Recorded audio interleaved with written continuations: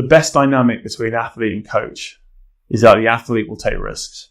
And it's the coach's job to say, yes, take this risk now, or not today. And that you don't want a coach saying to an athlete, take a risk, come on, do it. Because you're like, that's the wrong motivation. The coach has to be like, I fought every day for Jurgen to say, slow down. It's all right. And then I could relax.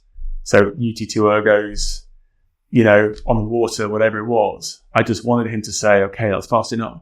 Don't do any harder. Good. Okay, now I'm doing my job properly.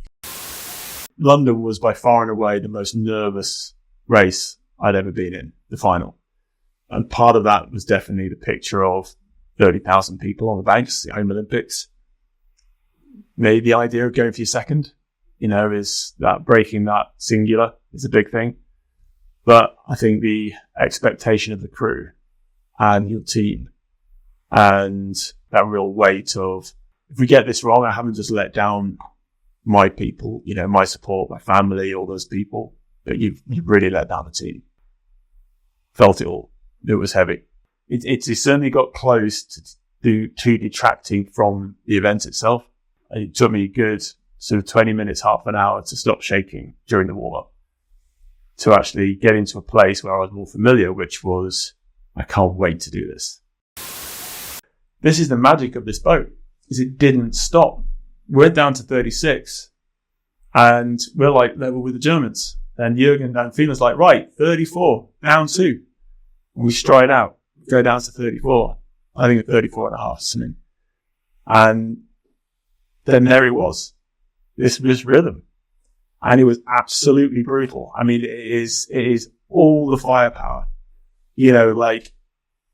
Every piston full of fuel, just absolutely pounding it. And it felt fantastic.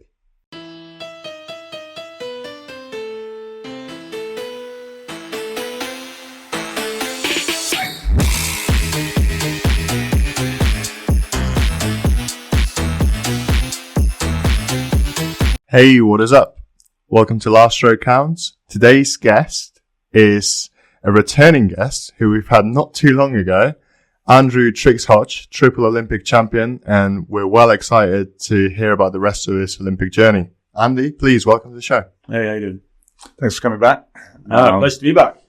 Definitely a career story. Yeah. A career we couldn't do just in one go. Obviously took a while. We spoke before about the race in Beijing, maybe not going to plan, but obviously the result was the one you wanted. But I don't think we sort of asked you about how that felt after having crossed the finish line. And a lot of people talk about maybe that taking time to sink in. How was it? It's a good question. I think at the time, obviously, the first words I uttered were that I love Pete, and I will always stand by those. He was the one in reach. He was, I shared a lot of time in the boat with him. But the sort of that bonding experience of being in a crew that's dug so deep, for the TJ and Steve as well, it was a real moment of solidification. Everything kind of settles all those doubts. So there's that weird silence sort of afterwards. Once you get back to the room, all the noise is abated and, you're just left with that medal and, the three other guys. And you're kind of right, what next? Certainly that's how I felt. And, I think it's very easy just to go on that train and just, depending on who you are, what you've done, for a few people, you just get your agent takes over and you just do this, this and this, and you just don't touch. And in many good ways, we just don't have that in rowing. So for me, it was sort of right, got a blank diary. You got a week at your games to make the most of. So you start thinking about those logistics, and there was a few expectations which we weren't too sure, like all the parties. Athens was amazing for parties. Like, there was enough of a relaxed atmosphere around the games that you could really go for it. Beijing obviously was completely different. Everything was very tightly managed and organized.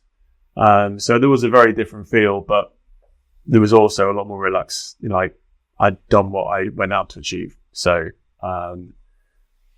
there was a few good nights after the final.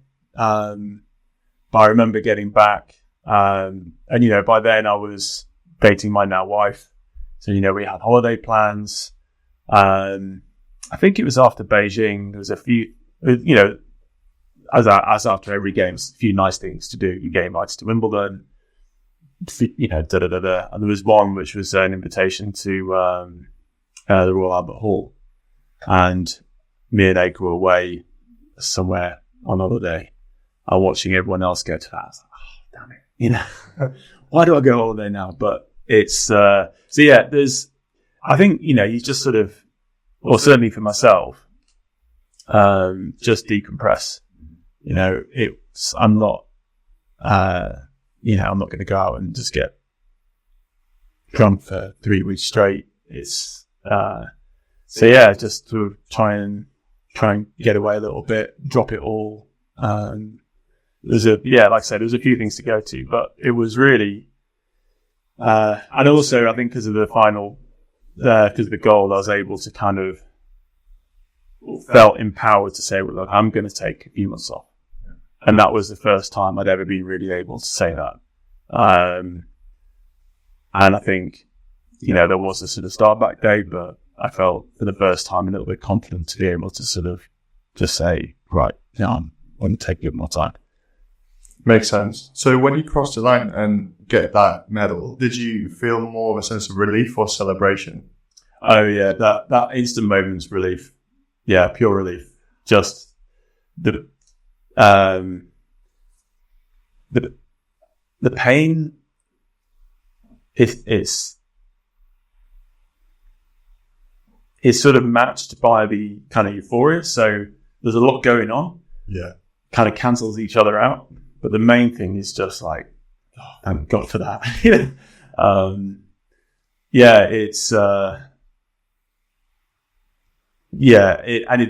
It very quickly sort of moves to that. You're seeing people's faces and starting to appreciate, what other people are getting out of that performance. It's the first one is like, thank God it's over. I don't have to take another stroke. And God, we got the gold medal. Everything's been worth it. Our expectations have been matched. We've done.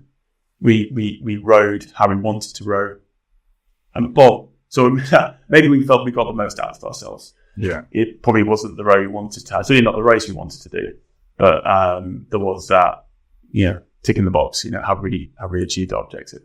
Yeah, there's no need to look back and sort of break everything apart. What could we have done better? Because you produced a performance on the day. For example, if you hadn't got the gold, maybe there would be a comment about Steve's airstroke in that final. Have you seen it? That being about 200 meters before the line, there's a couple of airstrokes there from the bow seat. Well, maybe that was the sprint that came after. Yeah. It was all on Steve. No, hey, look, that Jurgen definitely goes away and has a look.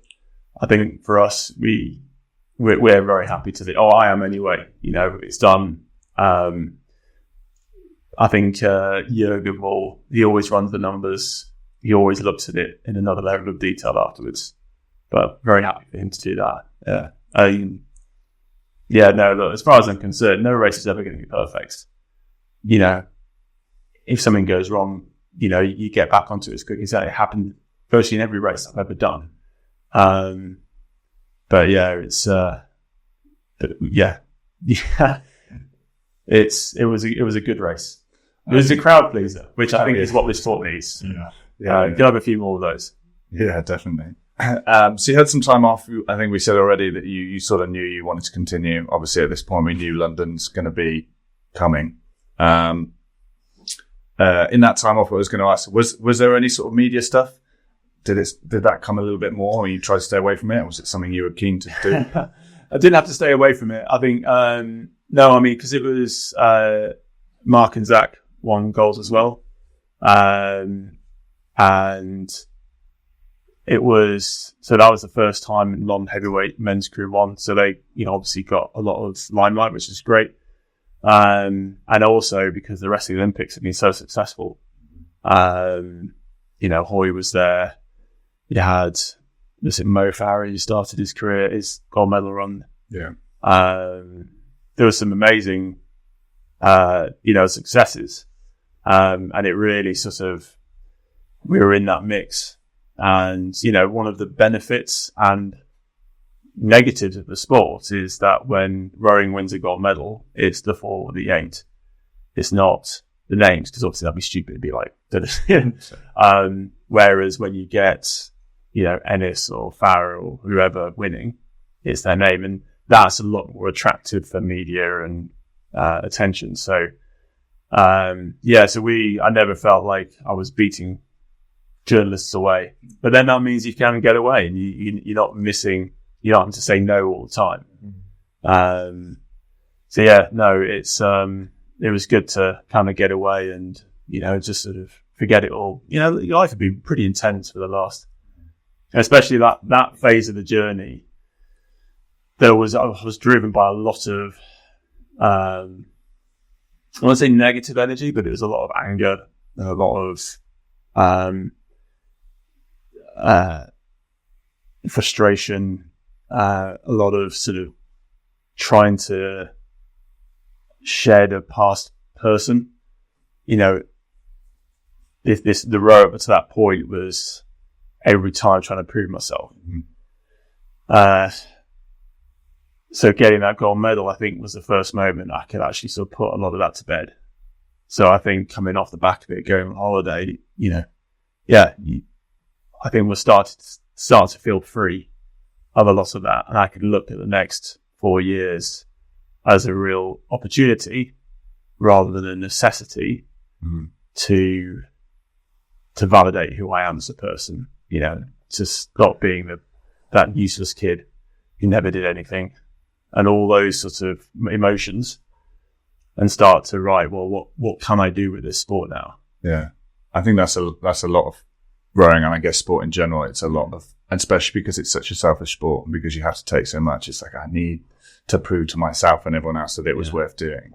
I also think anger's like a massive motivator. And I remember in the documentary with Michael Jordan, his teammates saying occasions when they needed to get more fired up for a game, he would even invent something that like someone hadn't even really said or done something, but he would just kind of force himself to think it in order to bring that out. And What's going to get you out of bed if you're half injured, really sore, have just done like a massive training block, if you're not like pissed off and just wanting to get after it? There's not many other things that will get you out of bed and fired up for a session. If you're just feeling pissed off and you need to channel that somewhere. Yeah, but equally, on the 25th minute of a half-hour ergo, or coming into the last 500, that emotion is what drives to break the barriers. Yeah.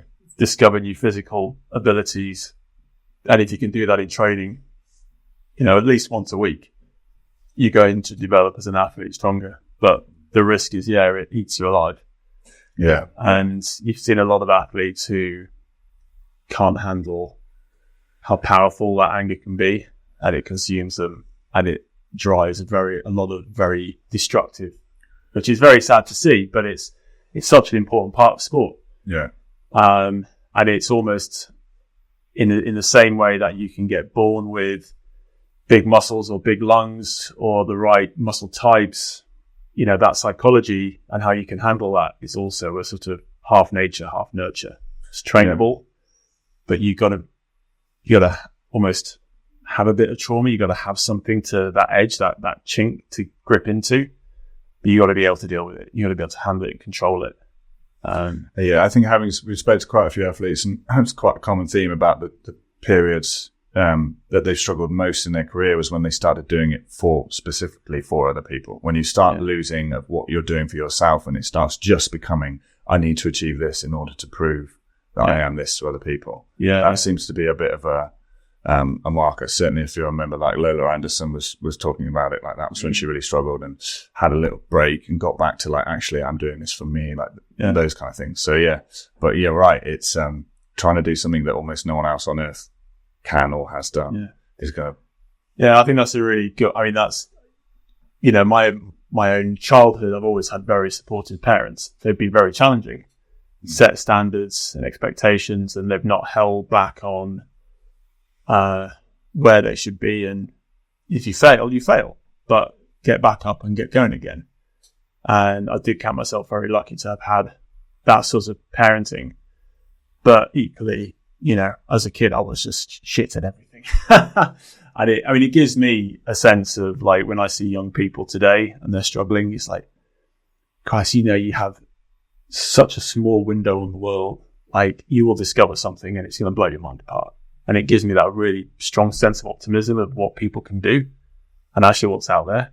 We just need to be able to give them the opportunities and let them figure it out. We shouldn't be afraid that kids are unmotivated or, having the issues they're having. It's just getting them to experience the thing that's going to unlock their potential. And that's what's really exciting, I think, about opportunities these days, is there are a lot of opportunities. If it's not rowing, it's a billion other sports. It's the different ways of life. It's health setting your own rowing shop. It's amazing. Yeah.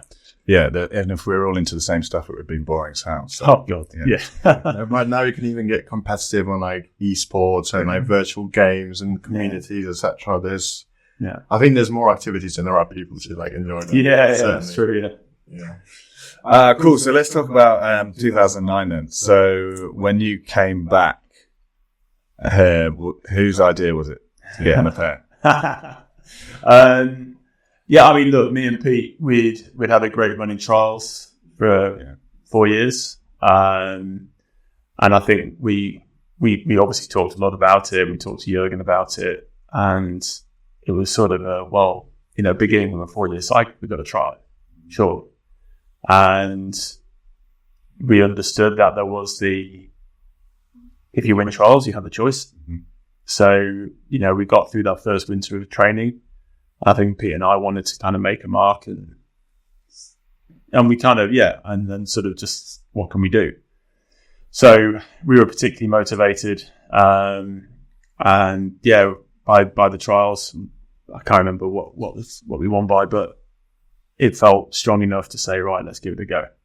And, my mindset was always, obviously, I would love to keep winning, but the bottom of it was, I want to expose myself as much as I can. How old was I? 2009. So I got 30. Is that right? 2009. 28. Was it 28? God, why God? When were you 79. Born? So, you would have been 30 in 2009. Yeah. So 30 years old. And that's, I think, in rowing, just sort of starting to peak. That's where your physical abilities will be nearing their top. So I felt if there's any time to sort of take a sledgehammer to the body, it's now. When you're training in the pair for the whole year, I think you can do that. There's no hiding. The numbers are going to be the numbers. And to really sort of face up to that and bury yourself in that world was sort of what I wanted to do. Like I say, we had that opportunity now. It's like, what can we do? And the best way to do that is get in a small boat and just go for it. Was that to sort of become a name and not a number? Like you were saying earlier, like when the 8 wins gold is the GB men's 8 versus when Mo Farah wins a marathon. He's a name. So like in a pair would be Hodge and Reed. I guess no one was saying GB pair. Everyone just called you by names. Was that like part of it at all? Maybe. I can't say it wasn't. I mean, my main ambition was to try and get the most out of me physically and technically and mentally. Expose. I guess part of it was I wanted to get to the end of the road to be able to say, also there was no one carrying me. No one could say at the end of that road, oh yeah, you were there because so-and-so pulled you along. To really sort of lay it bare, like this is the true me. But you didn't fancy the single. Yeah, no way. I still like friends. I still like being around people. No. Yeah. No, I'm with you on that. Yeah. One. No, look, I think I'd rode too long. I did won trials in the single, didn't I? Oh, that was 2009. Okay. Gosh, yeah, I forgot about that. Yeah, so 2000. So I did try the single, and again, it was all in the same mindset. Just do something new, break them all. I had I don't think I had a saying at the time, but in retrospect, if it's not broken, smash it to pieces anyway. The idea that if you want to discover something new about yourself, you can't just keep doing the same old thing. Yeah. And by the time we got to the end of Beijing, we've been in the Fourth for 4 years, and we've been in a set routine and all those things. And I think I just wanted to just sort of mix it up, break everything down, pull it to pieces, and rebuild it. So I got back into the single a little bit late, sort of like probably October time. Went through to final trials in the single just to try and, reset the body, do something different. And then from the final trials, so I can't remember where I came, but it's like, I think third or fourth or something. So it was pretty solid. I was definitely happy with it. And I think myself and Pete and Jurgen sat down and we had that conversation to scrap all of that stuff I talked about earlier. But, and then I think Pete and I went into the pair and then tried to do something from there. Christ, that was a long time ago, isn't it? Yeah, going back 15 years. Yeah. But yeah, the voyage in the pair was always like, no hiding, just what can we do? And, if rowing is it's probably the sport which balances individual performance with team performance the most. Your ability to be as good as you can, but then give all of that over to the team. I think having done that and benefited so much from being in the team, in a team, 8-4s, until 2008, I think I wanted to take a period of time to explore how good can I get? What can I learn over the next few years to then worst case, best case, whatever case it is, then hopefully be a better athlete to contribute to another team in the future. But it was part of that voyage of saying, what can I do? So yeah, I thoroughly enjoyed it. And we had no idea if a crew like the Kiwis were going to turn up. We knew that they were going to turn up. And, absolutely, definitely pissed me off. And definitely pushed me harder. And I think the next 2 years through to Carapiro, it was a very positive, how are we going to be better? How are we going to be faster? No holes, we can't hide. And it was part of a massive mission. And 2009, in Poznan, I had the world dropping out of me. I think I was like lost 5 or 10 kilos probably not 10 kilos, but certainly a lot of weight, like the night before. Wow. Hadn't drunk. We had a drugs test afterwards, and you sort of come off a race and you're hydrated, so you usually pee clear. Mine was like thick brown, or it was horrible. It was, like specific gravities, the 0.2. So it read twice the limit of where we would be expected to train at, dehydrated. So we lost that, but we didn't lose it by masses. I think we were in a second. So all of that, we thought, well, hell, if I'm right, then surely we've got a chance. So then we went through the next year, raced in Carapiro, and that's where we had an epic race. The water was amazing, it was quite rough, and we did a lot of work to try and deal with that as well as we could, which I think we did. We had a just absolute blinder.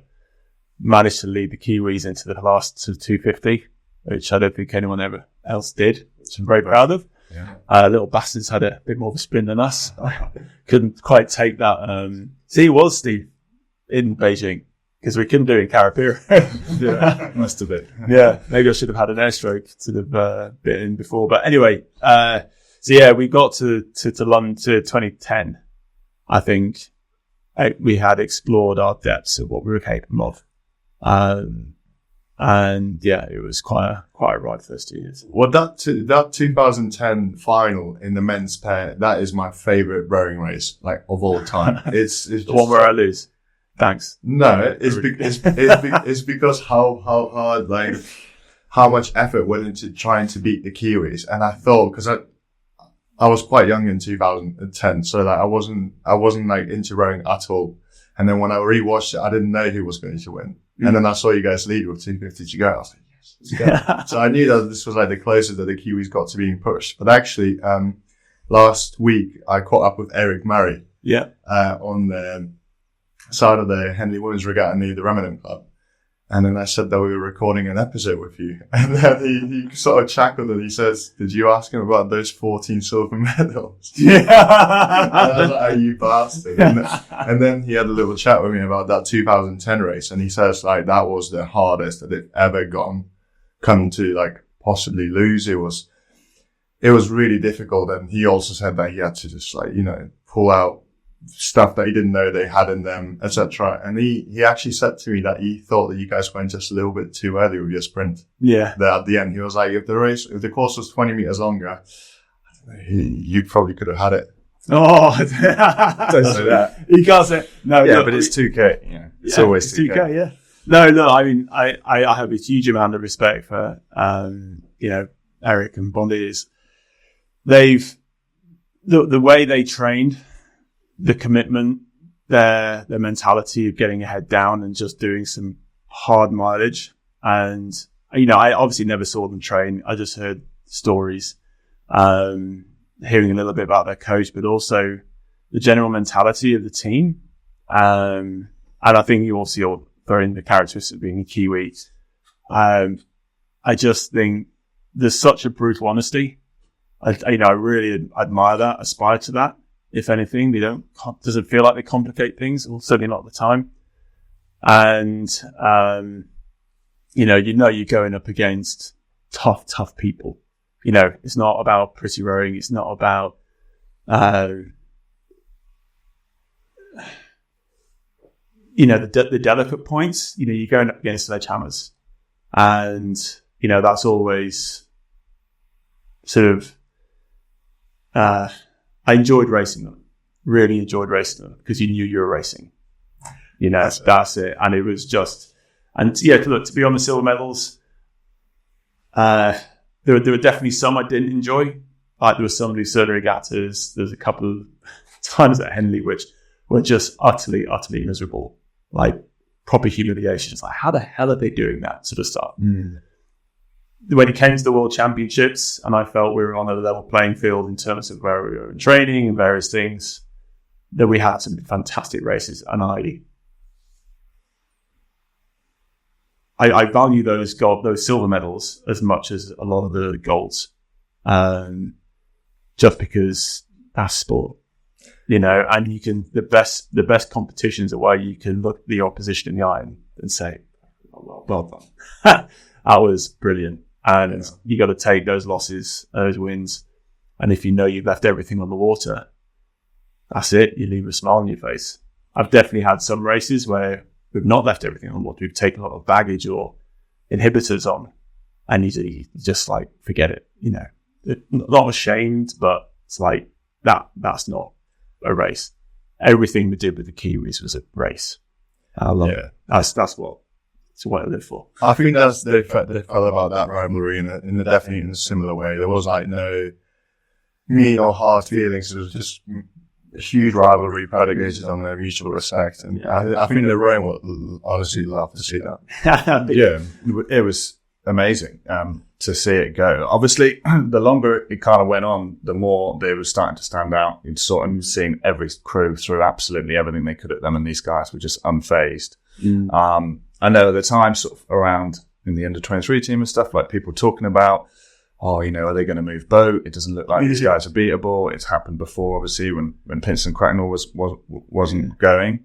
The thing which I think is makes it even more impressive for you guys is at the time, Siemens' funding is still supporting British rowing. Yeah. And there are quite big win bonuses from Siemens at World Cups and World Championships. So you guys, we don't need to go into the amounts, but for me, I was like, they're not only, like going up against this crew that's continuously seeming more and more unbeatable. They're definitely like losing money to do it. I don't know if that was like something that came into it. It was just like this, like what you said, you're more just sticking to the process of it. I remember at the time thinking like, these guys are like, losing a bit of funding in terms of like, if they'd put themselves in another boat, like it's not just the medal around the neck. I forgot about that.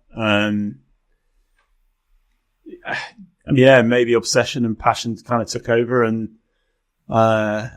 maybe we didn't make the best financial choices, but then good. Yeah, I'm glad you didn't.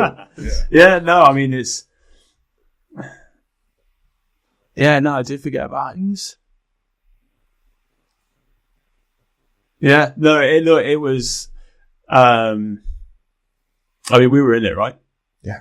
We made our decision. We weren't gonna.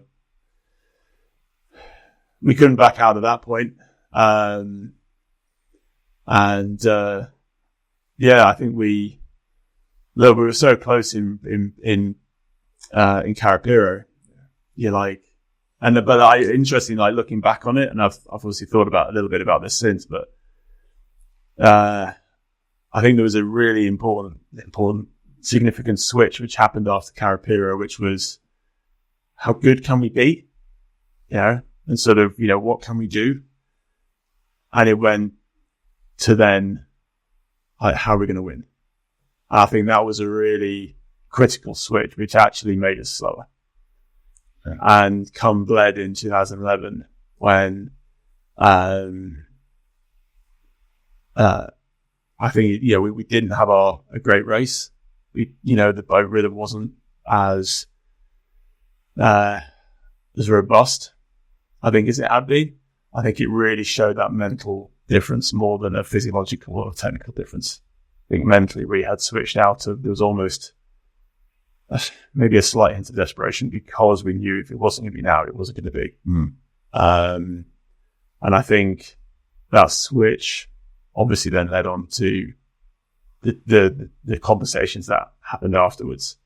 And I think that again, it sort of really shows for me the power of being in the right headspace going into a challenge. It's like, say, is it about me? Is it that selfish perspective of why am I doing this? What's the motivation? Who am I doing it for? And versus, is it more about them? And if they're in the opposite lane, or if they're standing on the bank, actually, you can't really control that. And that is a big weakness. It has to be internal. If as soon as you think about winning, you're thinking about the 5 other boats or the one other boat. And as soon as you're doing that, you're not thinking about what you need to be doing. And so again, that, it was easy to talk that sort of language, but to really experience it at that level, it was, that really gets ingrained into the woodwork. Yeah, again, we talk about it a lot, but it's another perfect example, because you was before we sort of discussed that, and we're sort of saying about all sticking in the process, feeling about in this boat and what this is doing, and then when it started to become outcome focused, is when you felt you didn't do your best, and like we've spoke about that so many times. But it's about having the experiences to really enable the athletes to know that. Yeah, and I think for athletes, a lot of the time, when I speak to them about make sure it's process, not outcome driven, I think a lot of people think that, so now I've been taught that, I'll be able to do that perfectly every time. Yeah. It's like, no, you could know exactly what you're supposed to do, and you still occasionally go down the other road. Yeah. And that's the experience. Yeah. Yeah. Plus, if you're in your headspace thinking about, like you said, people on the bank or opposite crew, etc., you're not necessarily doing what needs to be done in order to get to that flow state and enable your best rowing. So that makes sense. So how soon before 2012 did you know you were going to trial in the 4 and that's the vehicle that you were going to go to the Olympics in? Well, so I think we, Presumably, Jurgen said, "Bled, this is win or." No. He never said that. No. He was always preparing his athletes to win. Right. But we'd had that conversation for the last 2.5 years and getting silvers. No, it was very much that same mission through to Bled, but then from Bled through the winter training, it was a series of conversations. It wasn't sort of decided in one go, I don't think, where Jurgen was, really putting the maths together of like, right, where's this system's best chance at a gold medal? That's his job. Mm-hmm. Yeah. And he needed, and I reference Athens because he saw a pair going into the 4, the impact that had on the whole team, which I was on the bad side. Mm. I think he was very, very aware of replicating that. And I was very nervous about the impact of taking a very good 4, had done a great thing, and taking a pair which hadn't probably fulfilled its potential. I mean, it hadn't been as bad as, Pinson and Cracknell in 2003, but, it was still, you're admitting, okay, our journey stops here. We've got to reinvent ourselves now into a new boat. And then 2 of the guys are going to miss their chance of what they deserve because of what they've built over the last 3 years. And then, the knock-on effects, because then the 8th, the same thing happens. And you end up with a simple decision that a coach could make has huge repercussions down the team. So I think Jurgen was very aware of that. And I was very nervous about it because, again, all those emotions I felt in Athens and that anger that generated, there was a risk of, just passing down the generations. So I can't say if it was done successfully or not. It still is what it is. The journey we had to London from within our boat was, what it was. It was successful. It was hard. We took everything we learned. Jurgen didn't stop challenging us. It was a real journey. And then seeing what the 8 was doing was amazing.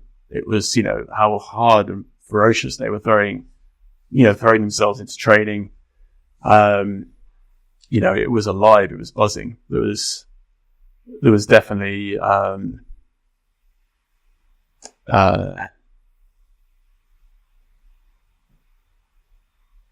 emotion, which I completely understand, in the team. But I think it was, from what I experienced, it was always, it was an interesting time. I bet it was a bit of a relief not to have to do another year of Jurgen's program in a pair. I bet that definitely kicked him into the legs. It was all that mileage. No, rowing's rowing. I just want to say, maybe there was times when you back off, but I think that's one of the things I learned in the pair is,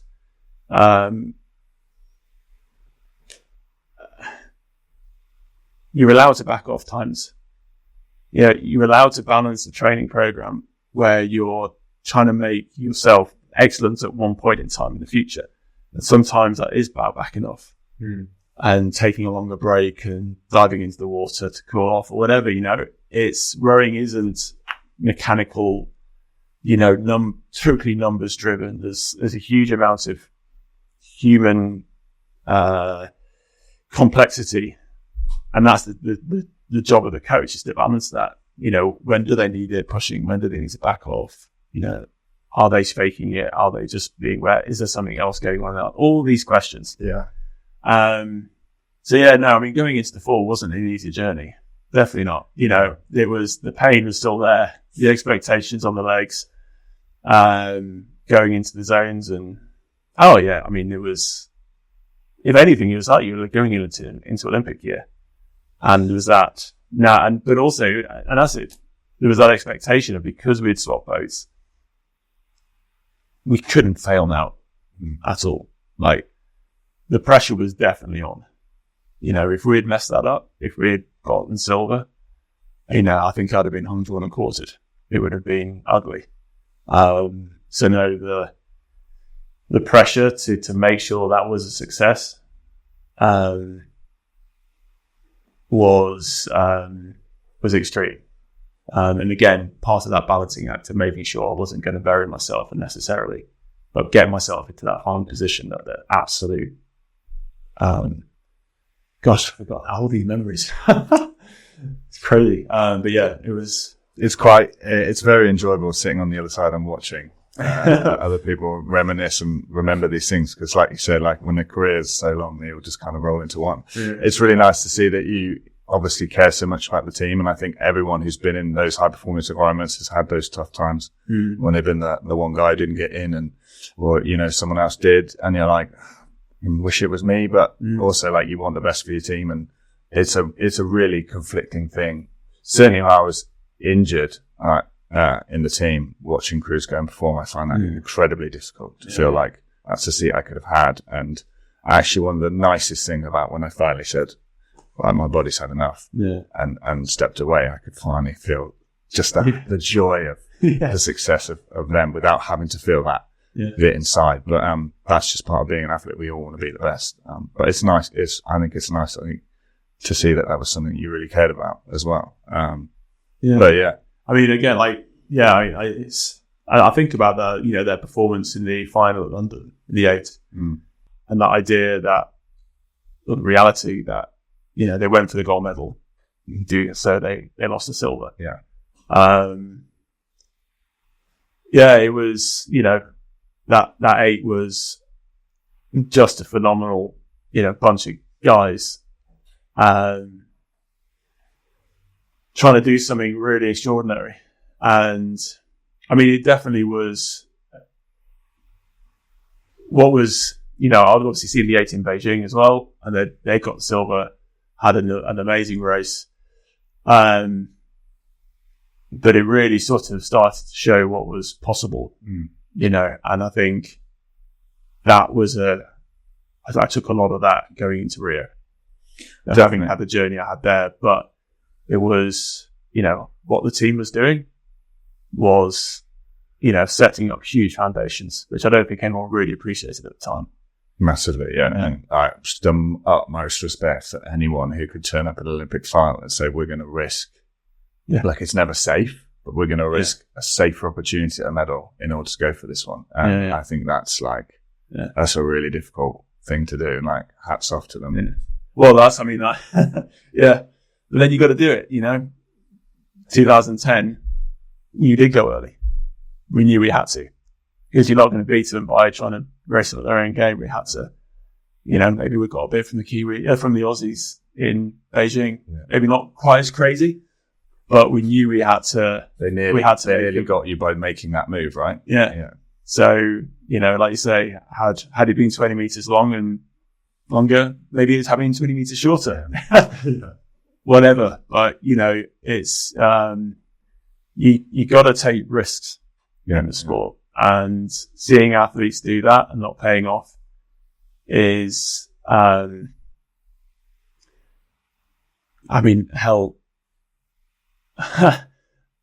from being outside the boat, that's what you want to see. Not that it doesn't pay off, but you want to see athletes take risks. You want to see teams take risks. You want to see that moment of jeopardy, like, is it going to work? Because that's entertaining. And being inside the boat, you get no bigger thrill than putting it all, all in, massive risk. And humans get addicted to that rush and it ruins their lives. Hopefully most athletes can keep a hold of it. But, playing safe is not where the sports people should be. And it's the same in training. You've got to train like that. Again, it's going back to the Kiwis. I think they took stupid, crazy risks. The intensity, distance, their attitude, it was mental. They were strong enough to deal with those risks, and those risks were rewarded. And, and I'd like to think I took risks in terms of that idea. You got to break something even if it's not broken. Mm-hmm. Just fucking smash it to pieces. See what comes out. Because if I don't, the risk of not finding out is bigger. I think that certainly I think as you move up, you move through different school, then university, you have these different programs, this place to go. Mm. But then for you guys, you found yourself at the top. It's a little bit too easy to just stay here. There's no extra level to go to. So I think it does take that thing of just being like, well, let's just try a different path. Let's try that. You've got to kind of force it more, maybe. Yes and no. I mean, the numbers never lie, right? Yeah. An ergo has always got somewhere to go. Yeah. So there's always another second. The world's best time is always there. There's always something. It's a test of character of your passion in life. And if you're not in it anymore, if your heart's not in it, You can't do it. you can't do it. I also guess there's no such thing as playing it safe in Jurgen's dictionary. That phrase doesn't exist. Yeah. That's a really interesting comment, because I think his job, the best dynamic between athlete and coach is that the athlete will take risks. And it's the coach's job to say, yes, take this risk now, or not today. And that you don't want a coach saying to an athlete, take a risk, come on, do it. Because you're like, that's the wrong motivation. The coach has to be like, I fought every day for Jurgen to say, slow down. It's all right. And then I could relax. So UT2 ergos, on the water, whatever it was, I just wanted him to say, okay, that's fast enough. Don't do any harder. Good. Okay, now I'm doing my job properly. Did you ever get the famous hand of Jurgen? The stop hand or the slow stop. down? The stop. No. No.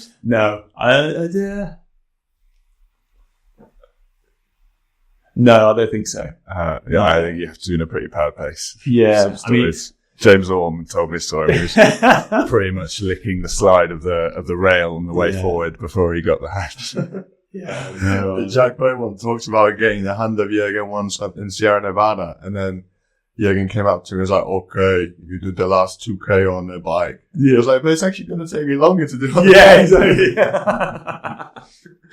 Yeah. No, it's, but yeah, no, so, it was, for Jurgen, it is a safe game, but he has to be pulling athletes back, not bringing them forwards and making them take risks. So I wanted to ask, so running into we'll get to the actual race in 2012, but you spoke a lot about the pressure really being on top now. Flagship event, it was gold last time. It's been moved around. Were there things you learned over your career to help you deal with that pressure? Or is it just a case of sort of understanding that it's going to be there?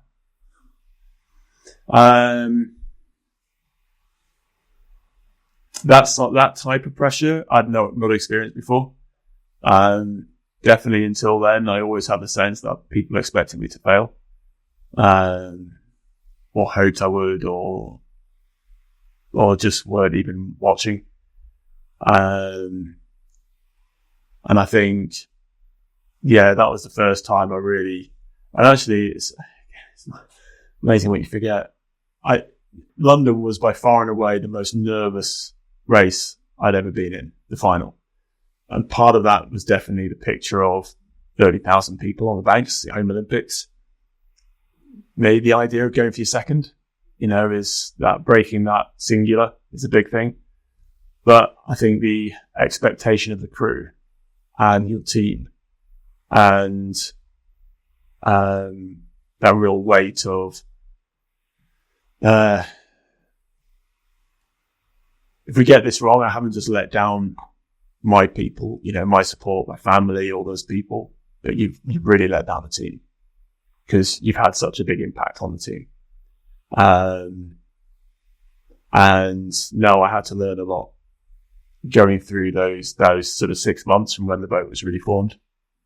Going out through to the race itself. No, I felt it all. It was heavy. I'd say it certainly got close to detracting from the event itself. It took me a good sort of 20 minutes, half an hour to stop shaking during the warm-up, to actually get into a place where I was more familiar, which was, I can't wait to do this.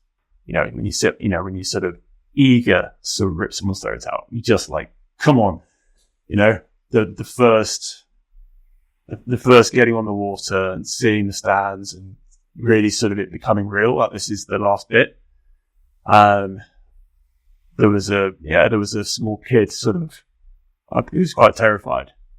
But I think with every stroke of that warm up and the familiarity and the process, and then feeling the rhythm through the bursts, feeling the power and strength in the crew, just rebuilt all of the components that had been put together over the last 12 years. And I think it all started to slot into place. And as we went under the bridge and lined up, into the boot and on the start line, I was sort of back to being Hodge. Was like, and we had the mission from Jurgen, is like, do not let the Aussies in front. They'd always led the first 1,500 meters, and when we did the semis, what we've done in other World Cups.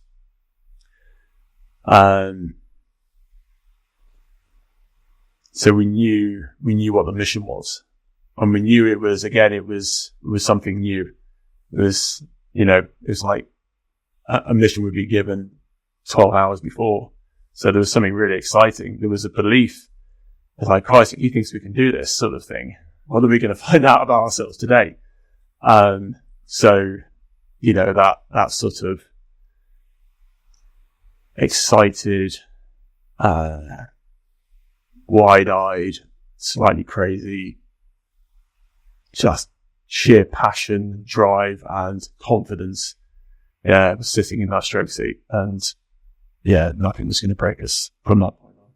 Awesome. It looked like that on the camera coverage as well. Alex often talks about that rivalry that was going on with the Aussies, like leading up to the games and also during the games. Like Jurgen would give you guys tasks, like if you were ever like found, I don't know if this is true, but that's what I've heard. Like if you were ever like paddling side by side with the Aussies, like never let them get ahead. Like you gotta start doing bursts, etc. Yeah. And then also in that, Alex talks about that semi-final when you finished.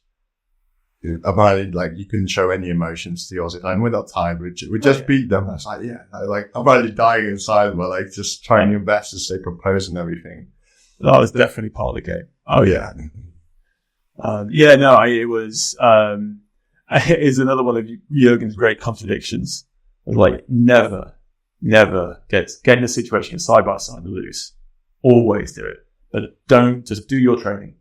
These are your speeds. Just stick to UT2, and you're like, okay, what do I do? Because they're either going to piss past us or really, yeah. And he's like, you finish this sort of 5-minute conversation, you still know none the wiser as to what he wants. He's probably used about 100 weird analogies of catching a bus, or something stupid. But they were some really difficult paddles when they came side by side. Yeah. Because again, part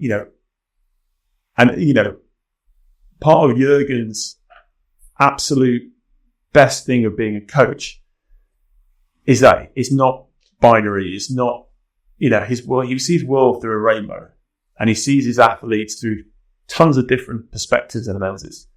The bad side is that you get a rainbow answer. You get this sort of like, I could choose like 3 or 4 different options from what you just said. And then when you get into that situation, you get a crew who has to make a decision. And then you're like, what are we doing, guys? Are we going? You're like having this sort of like weird conversation as this crew sort of like, But yeah, we definitely had some frustrations trying to figure out how to make some of those rows palatable. And especially if you go out to 12K, the Aussies are coming up and like, right, do we go or do we just drink and let them pass? Do we, get side by side and hit on them, or do we, what are we doing? You're like, I don't know. And then, so God knows, it's a complete mess, but it was fun. I mean, nuts. Yeah. It's not all science or all magic. It's a bit of both, and it's the mixing part that makes it. It's an artwork. Yeah. The scientists create the colours.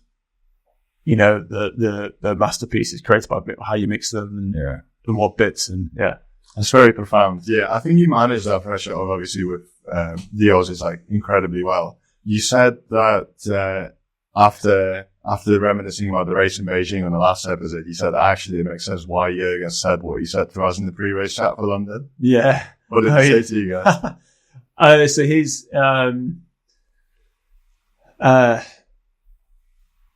he's we'd had this continual run of doing our race at 1500 meters and then being like half a length canvas down and like, shit, we're going to push through. So just push through. But building up this sort of like thing of being uber confident, and then, and I think part of it was definitely there. You kind of want to have a bucket you can call upon if you need it. And,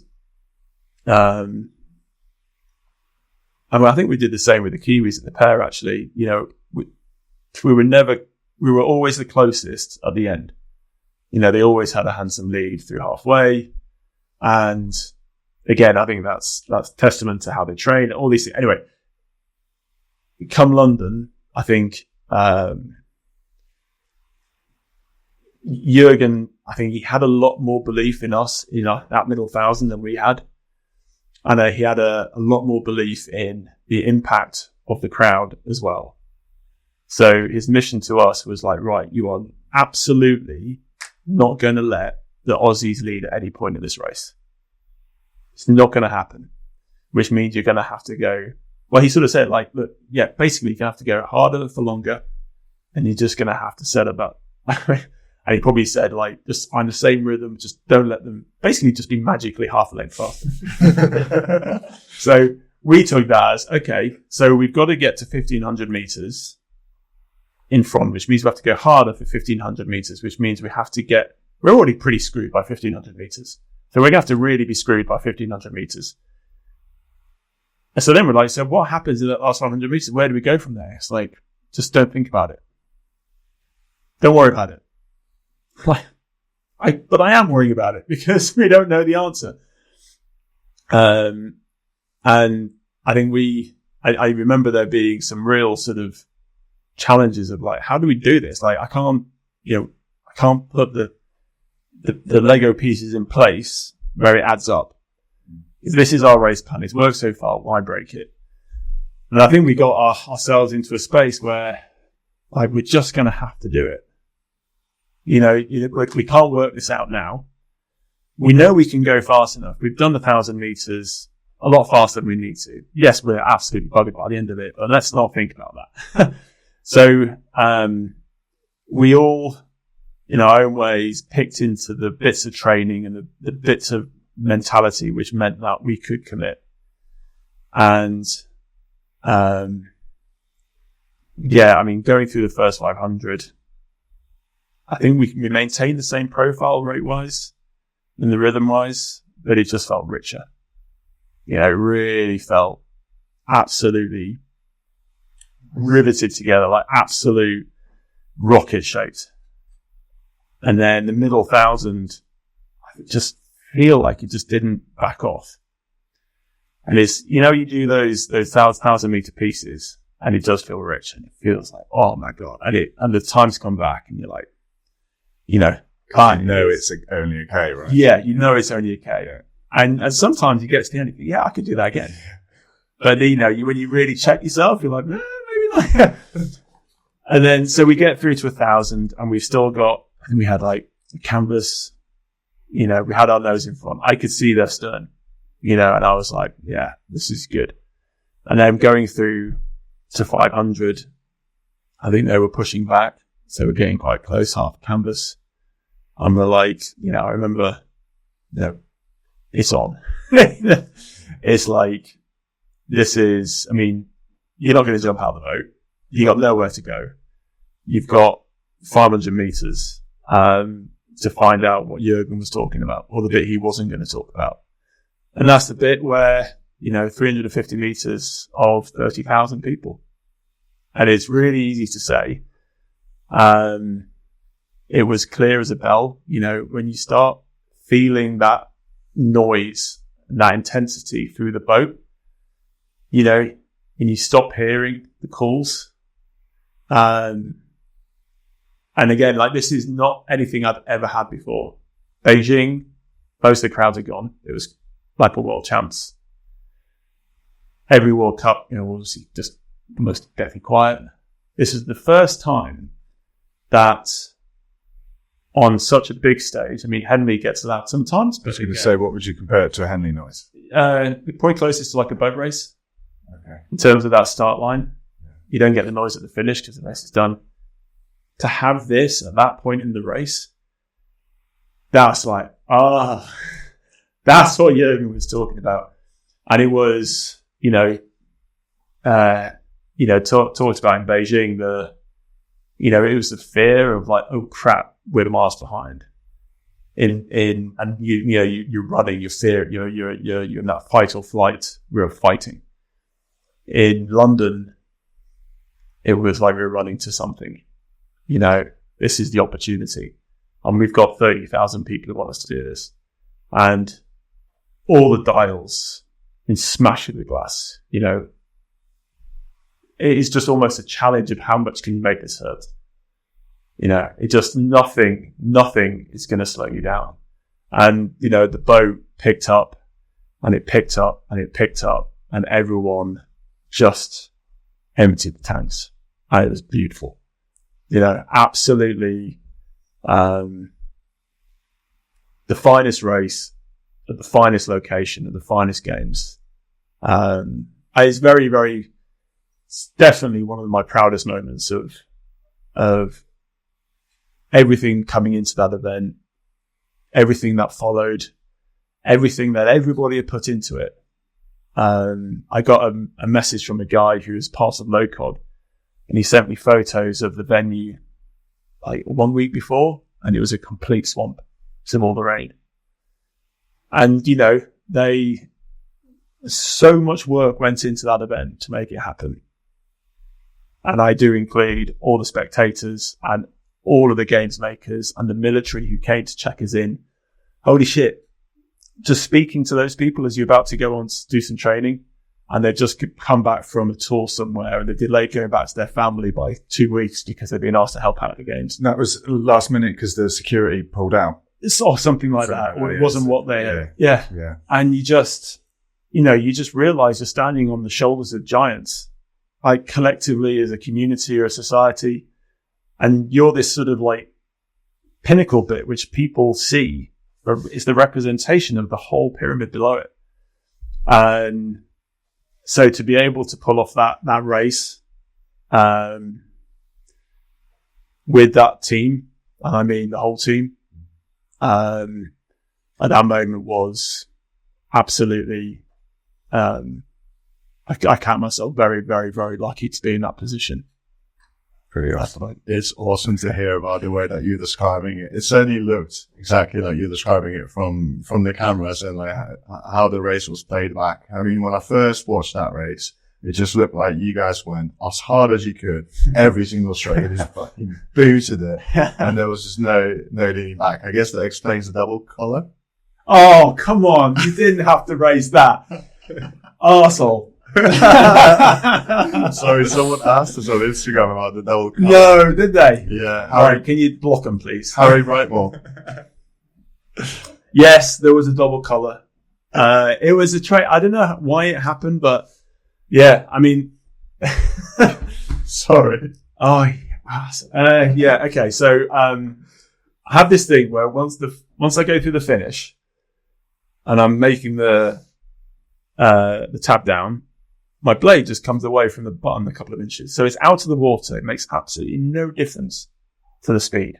I mean, just really clear on this, right? This is not Clearly, obviously. Yeah, absolutely. So Jurgen thought it'd be a good idea, maybe aesthetic value, to put this double collar on. And yeah, obviously it keeps the blade again, the button against the thing. And I mean, it's out of the water, so it doesn't really matter. In fact, it's probably an advantage because by pulling it in a bit, there's a bit less aerodynamic drag. Anyway. Physicists will agree. Yeah. But yeah, it was there. And, did you get a lot of shit for it? There may have been, a little bit of looking for it every now and again. I feel like it's harder to row with, though, right? Is this what you're about to say? No, it's not hard to row. I've lots of people struggle with that exact movement. Yeah. But I feel like in a general river or training environment, you can't do it because you can't pull your blade in. So if you're going to come past something, you can't pull your blade in. I think that's probably the only reason a lot of people wouldn't do it. I think it would be a great thing. You're not the only person that pulls it in a little. Like it's super common. I think it's a sign of a great rower, actually. Just having that little bit, pulling out. It was definitely a looseness, and because you're driving backwards in a straight line, so obviously they through the 90, you'll come out a bit, but then you'll just want to bring it in and take the shortest path and the loosest path, and to sort of keep it in, I felt like I almost had to weirdly put my body in. So it was like, it doesn't matter, so just swing around. And I also have used it a number of times in coaching. I think it's a great example to be like what we're working on. The best in the world. Yeah. It's not a different sport. See, Andrew Hodge shit as well. No, like it gives a lot of people give the confidence to be like, no, so if you can't get something and it takes a lot of time, it's okay. Like we're always all working and stuff. And even in general, like once you've taught someone the basic rowing stroke, they're putting it in and out and they're feathering and squaring it, that one. At that point, I quite like to say, like from this point on, everything you're learning to do, every other rower is learning to do. Like there'll be rowers at Caversham trying to make sure that they feather early. Like that's the game. The rowing stroke is just a ball of putting. Yeah. You do something in one area, it pushes off the other. You're constantly just sort of trying to push this putty ball into a perfect sphere. And it'll never be a perfect sphere. So you just always, That's the game. That's why you keep chasing it, isn't it? You can't beat the ergo and you can't have perfect technique. Exactly. Yeah, that's it. Well, unless you always Gregory. Yeah. Was that good, yeah? He was a lovely man. No. We're going to get him on at some point. We spoke to him, but he also lives miles away. Yes, he does. Work it out at some point. But no, it's absolutely exhilarating to hear about that London race and everything that went in it. And obviously the rush and the excitement of those kinds of crowds. Like you said, you rarely ever going to experience this, and not even at every Olympics. So it's definitely something to be cherished, and I'm glad you definitely lived up to the to the expectations. Me too. It does annoy me that in 2010 they had the home crowd, and I do think like if they hadn't had it, maybe you could have got. Yeah, but imagine that, like home crowd advantage. If I'm sorry. I hope that doesn't wind you up for the rest no, of your life. No. It's interesting because like what would I have? I'm really happy with what happened in London. Really happy. And the journey I went on as an individual, what I learned, making that transition, I learned a huge amount. Imagine if we had won Carapiro and actually we had said like, no, we want to stay in the pair. And who knows, maybe won a gold as a pair. Great, but what would I have learned? Maybe won a silver as a pair. And dealt with that. What was it at the end? You asked me this last time, like, what would you do? What would you say to your younger self at the time? And I was like, I for all the mistakes I've made and all the things, I wanted to have learned them. So I don't think I would have wanted to take anything away. And ones if they had had been in Dorney or somewhere else, it's sort of, I learned so much by doing it. I don't know. The past is something you can't break and fix. So I'm just really pleased I had that journey in the way it folded out. We are too. So after London, did you know you were going to continue for Rio? What was driving you at that point? That was a good question. What happened after London? Too much partying. Too much party. Oh, there was one big night after London. That was, yeah, I think that was actually one of the biggest parties we ever had. And it was in like one of these basement, nightclubs in Mayfair. Wow. And you can imagine the attire you normally have to wear for a place like that. Well, turned up in, shorts and a t-shirt. And, obviously one flash in the middle. And the closest I'll get, no, I've been a prick a lot of times, but, Lewis, who was the gymnast? Lewis? I wouldn't know. Yeah, I also know who you mean, but I can't remember his. What's his name? I'll think of it in a minute. But he was there with his silver and having a great time. And then his arsehole runners turn up. And we all sit in the corner and, me and a few, really good friends, and we just had the most amazing night. So much so that we had a BBC or ITV sort of breakfast. And there was no way I was going to get to that. Oh, you didn't make it. So it was the Copsters 3. So again, like hands up to Pete and Tom and Gregors for taking that one on. But, I had, and it's amazing, one of those nights where you do get very, very drunk, but you remember all of it. It was all worth it. All right. I love to hear. We ask the question a lot, in terms of when people win, because I want to hear that it is as good as it's supposed to be. You don't want to hear people saying like, "Oh no, job done, on to the next thing." Like, no, come on, like, yeah, I hope you enjoyed it. London was thoroughly one of the best memories after London was. So it was a few days afterwards.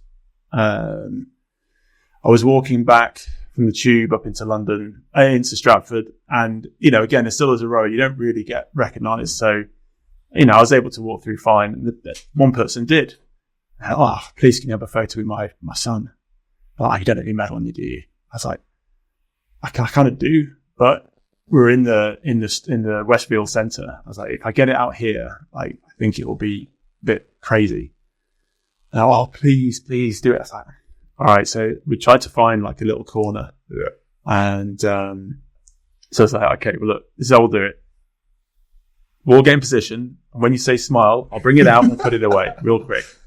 And the kid is like, so I was like, all right. So we kind of find a little cubby hole, like between shots. And the dad's like, all right, ready? Go. So I get them in. He's like, oh, hang on a minute. And he's there for like 30 seconds. I'm like, anyway, then someone sees it and then someone else sees it. And we shut down the top of the Westfield Centre. Just with everyone crowding around, and suddenly, there's a couple of hundred people there. Wow. And it's that you never feel like a celebrity as a rower. I certainly have never felt like that. I feel lucky to be there, and there's definitely way more important people. And that moment was like, I've just shut down Westfield. I feel pretty cool. So yeah, no, it's amazing. Like, gold medals are phenomenal things. Like, I remember several times just letting the crowd have it and just say, look, just pass it around. And I can forget about it. And then 20 minutes, half an hour later, someone will tap me on the shoulder and be like, I think this is yours. And it'll always come back. Like, for an object which is precious, sentimentally, but also monetary, people have a huge amount of respect for them. And you hear stories of some getting nicked and then returned, some unfortunate times when they do get nicked and lost. But for the vast majority of times, they come back, and having that, owning one of those for that reason, and being able to let it go,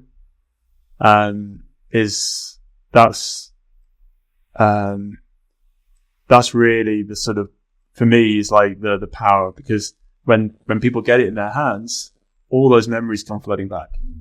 I was here then when that happened, and it might not be your race. It could have been when they were watching so-and-so or Doodah, and but it was, and London was a very, very special time, definitely for me, but I think the nation. Yeah. I think everyone looks back on that time as the nation achieving something extraordinary. There was a lot of doubters. It's the typical British approach beforehand, but as soon as those first gold medals started rolling in, boom, and that was just sheer belief from a lot of people. And I think a lot of Christ, if we get this wrong, we are screwed. But we did it, and it was being a gold medalist for that next few months for that games was, I'm very, very, very grateful for every part of my journey to that point. I bet it was awesome. You're right. Yeah, the value of an Olympic gold medal is 1,000 times more in what it stands for than the piece of metal itself. Yeah. Although that is worth quite a bit of money as well. Yeah. Our husband James spoke of the Paralympic medals. They were actually silver and just gold coated. So they can't be fully gold because it would cost an absolute fortune. Yeah. Oh yeah. No, my Rio medal is starting to.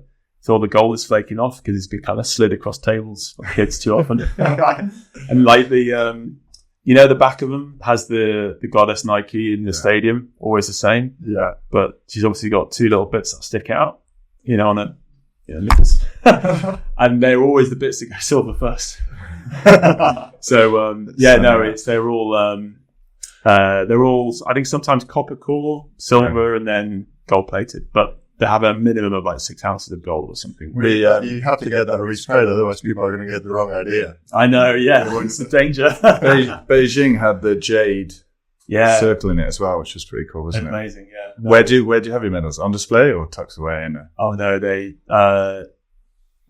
one of the perks of being a gold medalist is you get invited to the Royal Box at Wimbledon. Right. And they have loads of stuff. And they have this little baggie of toiletries. It's, Wimbledon, Royal Box, 2000, whatever. So I repurposed one of those for my medals. And they just sit in there and go in the sock drawer most of the time. Cool. Except when they can earn a bit of money for all the way out. Yeah. That's when they come out mainly. Cool. So, post 2012. Yeah, why did I carry on? So 2012, I was married by that point. I don't think we started talking about kids, but I think we kind of had a conversation of is it worth it? Should I go on? Should I not? And I think there was still a reality in my life, which was I've got nothing else.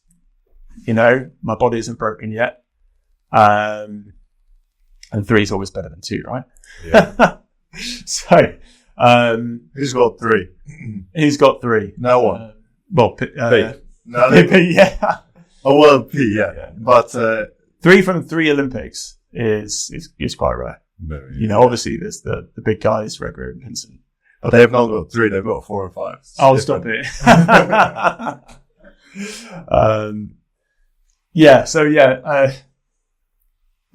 think I took a bit of a longer break, but set back into it.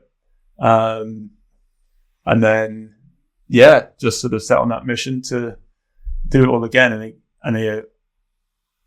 Because we had, and that's right. I think, and that was it. Jurgen, I think, had his biggest sort of step change in approach to maybe a bit of training, but to what he was going to do with the team.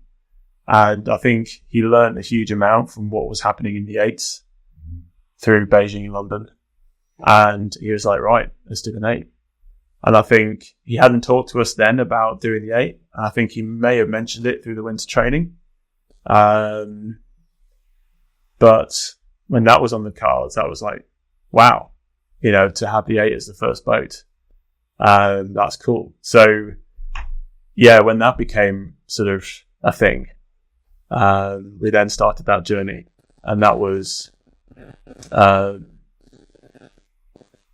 again, it was like a complete reinvention, back to when I was doing 8 in Athens, which again, like the approach and the whole coaching setup was different. My trajectory was completely different, my motivations, to now being in this 8 with, and it was a whole range because a few retired. So we saw an 8 with a huge spectrum of guys in there. You know, it wasn't like jumping 4 where everyone had a world's medal or was known for some reason. And yeah, so we set on this new journey, and that was really exciting. That was, again, like discovering what you could do, but you had to reinvent yourself, sort of become a new rower and work out all these new people. It wasn't just 4 anymore, Pet. 7 other rowers to try and figure out, to work out how you support them and how they support you and what you do together and what should be the technique and the rhythm. And so, yeah, I mean, it was straight into it. Well, it wasn't straight into it, but it certainly was from the final trials. Just this whole new mission. There was nothing mundane or back to normal about it. That was a pretty mean, I'm not gonna lie. I sat in it one time. Yeah? Yeah, T-Ran got a back injury. I sat in the bow seat, and I can confirm. Oh, wow. It was incredible, yeah. It was awesome. Because obviously the Deutschland after the German 8 was unbeaten outside of one time. I think Pete said that it was during Hansa Cup. They might have once got overturned when Jurgen did like a Super 8. Yeah. And obviously they didn't lose at the Olympics. They didn't lose any of the races leading up to London. So maybe it was just the German, and then I was like, okay, I need to show these guys what a proper A looks like. And then obviously when you went into that season, that was probably the mission, to dethrone the Germans. Yeah, I mean, for me, it was always the same thing of like, well, what can I do in this boat that makes it go better? What can we do together? What do we think we can do? And what do we need to put in place to make sure we exceed that? And obviously the Germans was the big threat, and the incumbents, and, how they conducted themselves and how they trained was fantastic. Really kings of the 8s.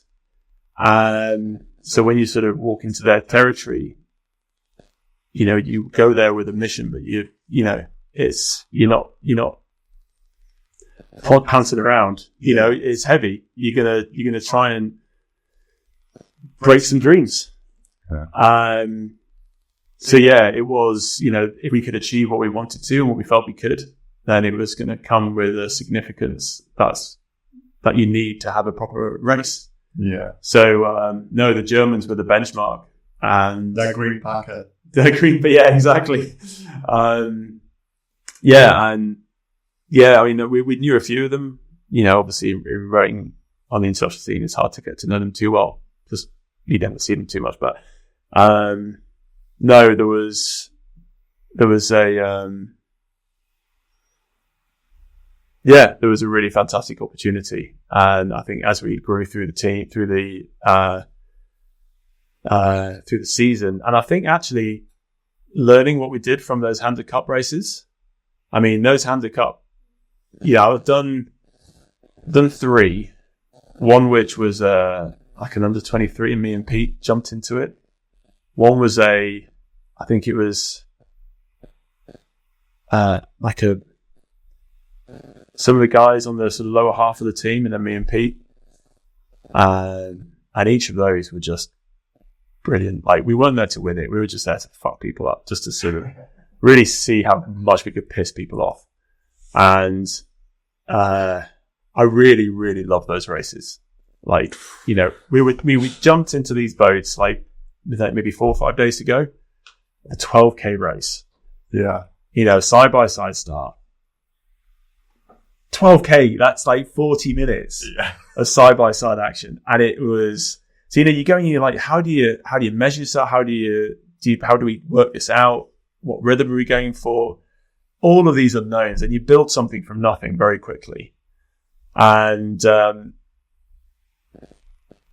I just remember one with, a guy called Monkey, Simon Fieldhouse, and a few others in there.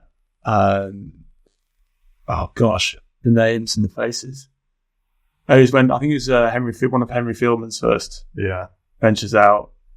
And we just had such a blast, like all the training sessions leading up to it. And then sitting on the start line next to the German 8, and just looking across and being like, right guys, how long are we going to hold on to these guys?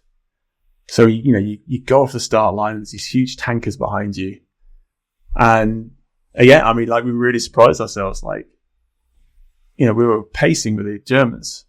We're still here. 1K in, 2K in. And then we get, we get like 5K in, 6K in, and we're still there. We're like, we're half a length in front. What the hell's happening? Like, this is really... And we had this thing because we all got little Hansa watches. And we came up with the phrase of Hansa time. It's like, come on, it's Hansa time. We are going to go. Like, doesn't matter what's happening. You're just going to sell your soul, everything in. And so we get half a length up. And we're like shouting to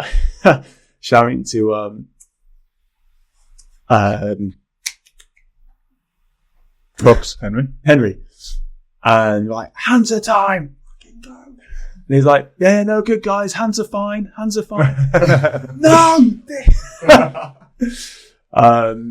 So, I mean, we did it, and, we kind of fell apart. We were already on the red line, and, the Germans sort of were like, fuck it. It was just amazing. I did not enjoy them as much as you. Yeah, I did too. I promised myself after the first one I would never, ever do it again. And then 2 years later, at least we got the medalist there, actually. We managed to get a bit of money.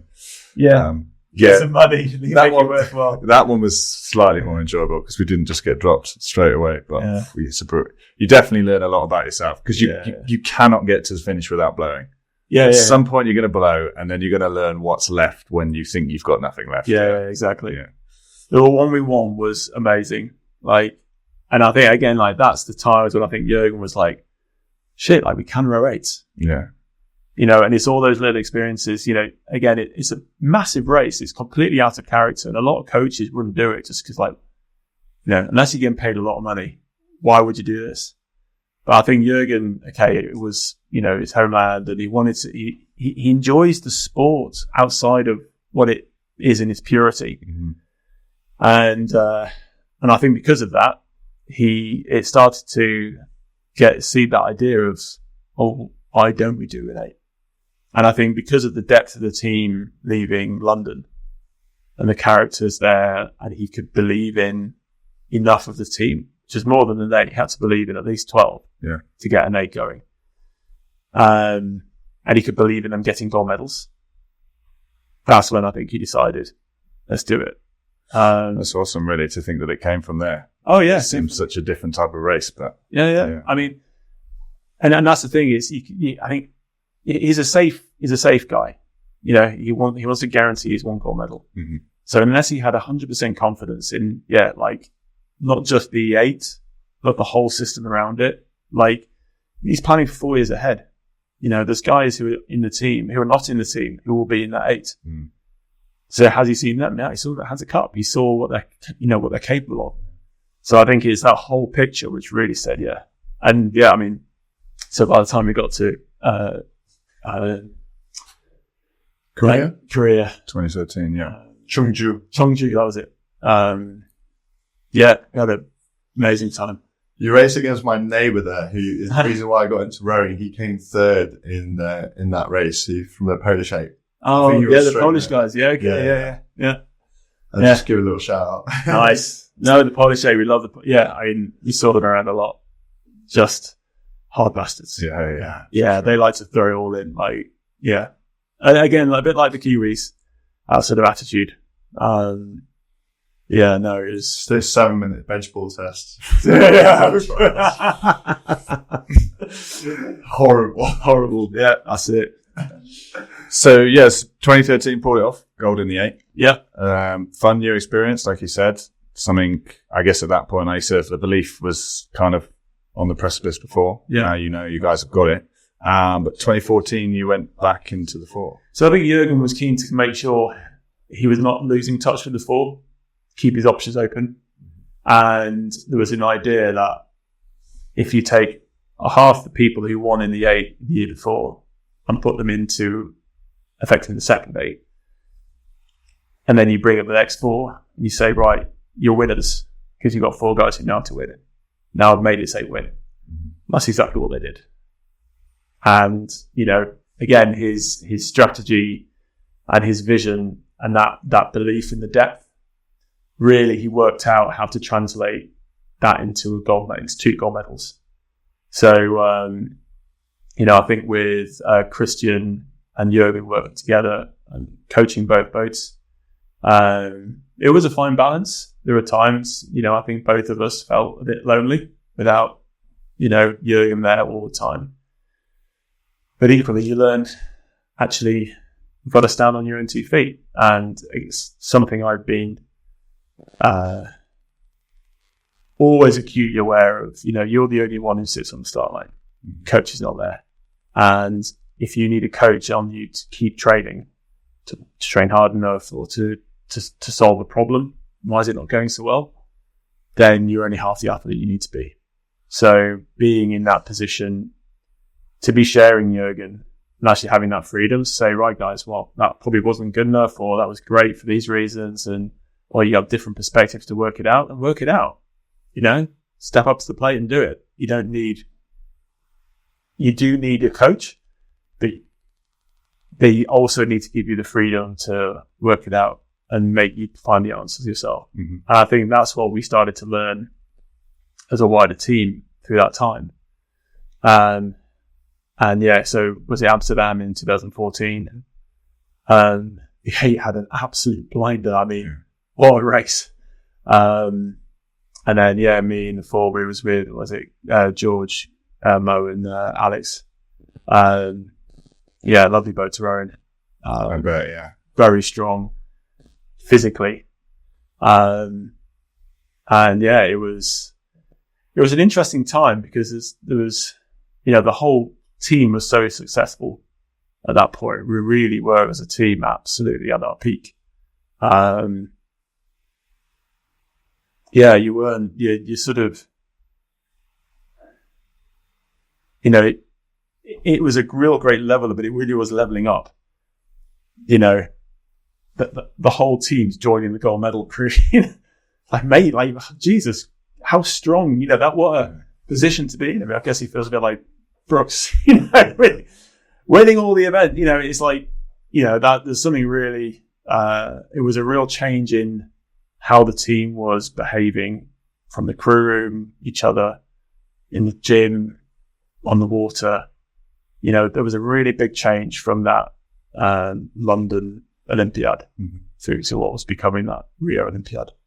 And I think that's really I was definitely glad I was in that mix. I didn't sort of back out. But you really realise actually sort of what the power of a team is when it really hooks in together. Definitely. And also, I'd speak to a lot of coaches, like having the ability to not just be a great coach, but to coach what's in front of you. And for, another skill of Jurgen to be like, this is a bit different. Let's attack it in a slightly different way. Yeah. I remember we spoke to Ben Welburn and was saying, there were a few people saying, oh yeah, your crew's always way like this. Well, he's like, not because I want them to, but because this is their best strength. So this is what we're doing with this crew. The next crew will be different. I think that's the strength that coaches need. Yeah. Looking in from the outside, obviously at that team at that time, it was pretty ridiculous to think that you can win the Worlds in the 8 in 2013 and take 4 of your biggest, baddest guys out, put them in the forest and get 2 gold medals. Only Jurgen can get away with doing something like that. Yeah. I mean, Pete was still in the 8 and he's the biggest, baddest guy of all of us. Yeah. And, so they weren't too weak, but, it was, he spread us, and it was amazing to watch. Did you take a break after 2014? If I remember. I got glandular fever. So I was paying for the intensity of the London Olympiad. So I remember physically I wasn't as strong on the half hours. Certainly coming through 2014. I felt like I didn't have the firepower I used to have in terms of on the rowing machine. I never felt it let me down in the boat, but the numbers are the numbers. Mm-hmm. So I think my 2Ks weren't quite as at the peak. I have to go back and look. I think even my the step test we used to do in the lactate profiles, they weren't quite as strong. So I knew, the writing on the wall, So I was 14, I was 35, definitely past on the plateau, and the plateau is probably dropping. And then I think starting training for the 2015 season, I just wasn't feeling right. So we did a load of blood tests. My liver function was off.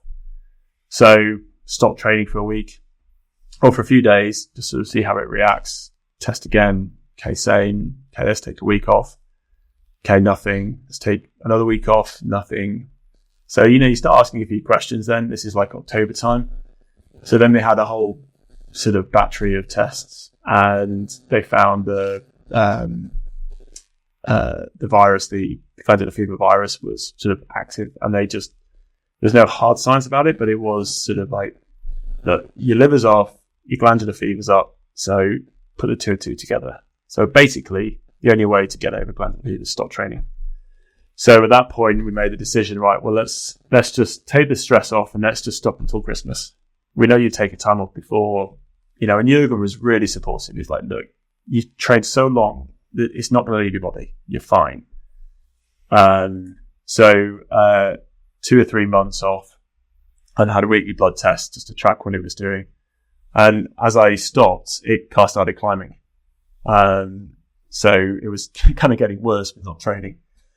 But, there wasn't a way to start training again. So, that was a really, like you say, when you're out of a boat and you're watching the team training and you're hearing about the training camps, then you're seeing, okay, there weren't any World Cups out yet, but they were doing some trials and how people were doing. And you sort of see Pete doing stuff. And, going through Christmas was really a tough time. Like, there was definitely a few emotions I hadn't felt since before Beijing. The Athens sort of anger and frustration. And I think it got to the point on the other side of Christmas where I was like, if I don't start seeing some improvement, I've got to do something about this, because this is not good. I had a kid by then. In fact, a lot was happening in life which could have been the stressful part of what pushed me over the edge physically. So, basically got to, I think, around February time. The numbers were still way high. And I was like, fine. In my mind, I was like, solid. We're done. Rio forever. Rio doesn't exist, and I'm not going to go for the one after that. So let's stop. So, I started engaging much more with the lifestyle coach and getting the CV up and running. I started to mess around with a sort of sprint event, which I tried to get going up in Osterley Lake. I just had to start doing stuff which focused, I still had energy and I still wanted to do things, but it was like, okay, let's get a job. While I'm getting a job, let's have some fun with the sport in another capacity. So I ended up doing that whole meeting people, interviews, networking, and just not thinking about rowing. Kind of became a full-time dad. So my wife's a doctor, so she was working, which meant I could look after Seb full-time, who was 1.5. And then, in and around that, and then we just moved into a new place where we are now, and a great community of people who knew nothing about rowing. I did tell them I was a rower. Yeah. And it just like going for a drink at a local pub, and it was absolutely where I went from being very negative about, the collapse of rowing in my body to being very positive about where I was. And I could see, so I was effectively, I got a job, but it didn't need me yet. So it was sort of on ice a little bit. I had some fun with this sprint event. I was being a dad. I was still getting supported by British Rowing, which was,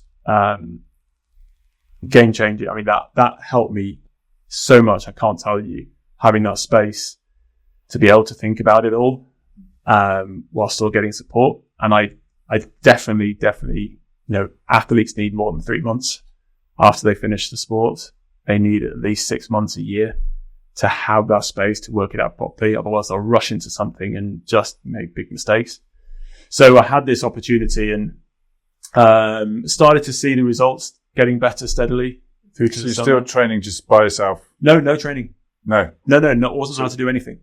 Wow. Walk, I like a short walk was it. It was like, if you've got plans to do, but don't do anything. No cycling, no nothing. So I was cold turkey.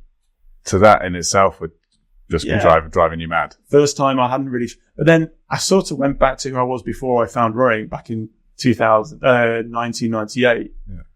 I was just useless at sport. So I was just, I didn't need to be a sports person because it'd never been part of my, and once I'd let it go, once I'd committed to not doing Rio. So I could just, and it was just like enjoying life. So anyway, but I say enjoying life, we had a new, a 1-year-old. Yeah. So life was, pretty crazy. Yeah. So then as I watched things improve and the sun came out and sort of summer was on the horizon, and then Henley arrived. And then obviously I've seen the, what was then was an 8, just dominating through the World Cups, go through Henley. And I've sort of had this thing in the back of my mind. It's like, well, look, I've done what I kind of want. I'm in a good place and I've got the time and I've got the energy. And if I don't try it, I'll never find out, So I was like, right, I'm going to go for a bike ride. And I was always talking with Jurgen and Anne Rego about this. And they were like, fine, you're not better, but if you are going to come back, this is the last point you can start training and make it. Mm-hmm. So let's go. And if your body breaks, then at least you tried. And yeah. So, I started going for bike rides, in that beginning of July, 20 minutes out, 20 minutes back, low heart rate. Okay. So then I'll do 25 minutes the next day. And then just slowly built up. And every day I was just waiting to go for that blood test and the numbers would be back up again and they didn't move. So bike rides became, ergos, like 20 minutes stop, 20 minutes stop. And next day, 25 minutes, then half an hour, and just really, really steadily built up. And then I think we got to the team into the Worlds. Obviously got their gold medal in the 8. Trained, obviously then just kept building up. When they came back, and I think I came back with them, but still on a reduced program. But I think very quickly, I think I went back up to full program, but, light. And then I don't think I did the first trials, but worked my way up to the second trial. So we're in Christmas now, full program, being careful, but now you're training and definitely in that space of like, well, when is it going to happen? There's half hours to do, start to push the body. Other side of Christmas, I think Jurgen was like, right, you're going to do the trials. I need to have a result from you. So again, just go through that process, stepping up through pieces, and you're just expecting your body to break at some point, which is quite liberating because you've already written Rio off. So if it all stops, fine. I just pick up where I left off. Yeah. So I'm just training kind of quite free and quite cautious, just keep building. And then, gone to it, was in a pair of langers, which didn't go well. I'll say. So we forget that, but then we keep rolling on, and then we get into the World Cups, and we get into this 8. So, Jurgen's picked his top 4. Is it Stan, Mo, Jordan, Alex? Yeah. Obviously beautiful 4. Fantastic. I'm a bit, it's the first time I have been in that top 8. And I think for the most part, over there's one result, I could have hung off and been like, I'm close. But there wasn't a consistency. I was a long way off reality to being in that 4. But it kind of gave me enough to be like, well, I can definitely do something in the state. How was that? Was that, like you said, difficult to be in a lower position than you had been in the past? Or was it just like the new challenge? Because I know before you said, like, as a stroke seat, it's about like, what can I do for the guys behind me, as opposed to like, what are they doing to help me? Was that a case of like, this is, like you said, a young mixed state. There's some guys who'll be in their first Olympics. Like, I can bring something that no one else can. Yeah. And again, it was a big, how do I fit into this? Now, interestingly enough, they were all world champions. Yeah. A lot of them multiple world champions. They knew how to row an 8. I was just taking a year off. I had rowed 8s really for a while. Well, apart from, I was like the new kid coming in. And we mixed up as you do, the seating order, we tried different seats. We used to figure out what was working, what wasn't for different people. But I think quite early on, we sort of settled into, me being back in the middle of the boat, which is kind of where I started, back at Molesey. And the training, what was interesting about that boat was,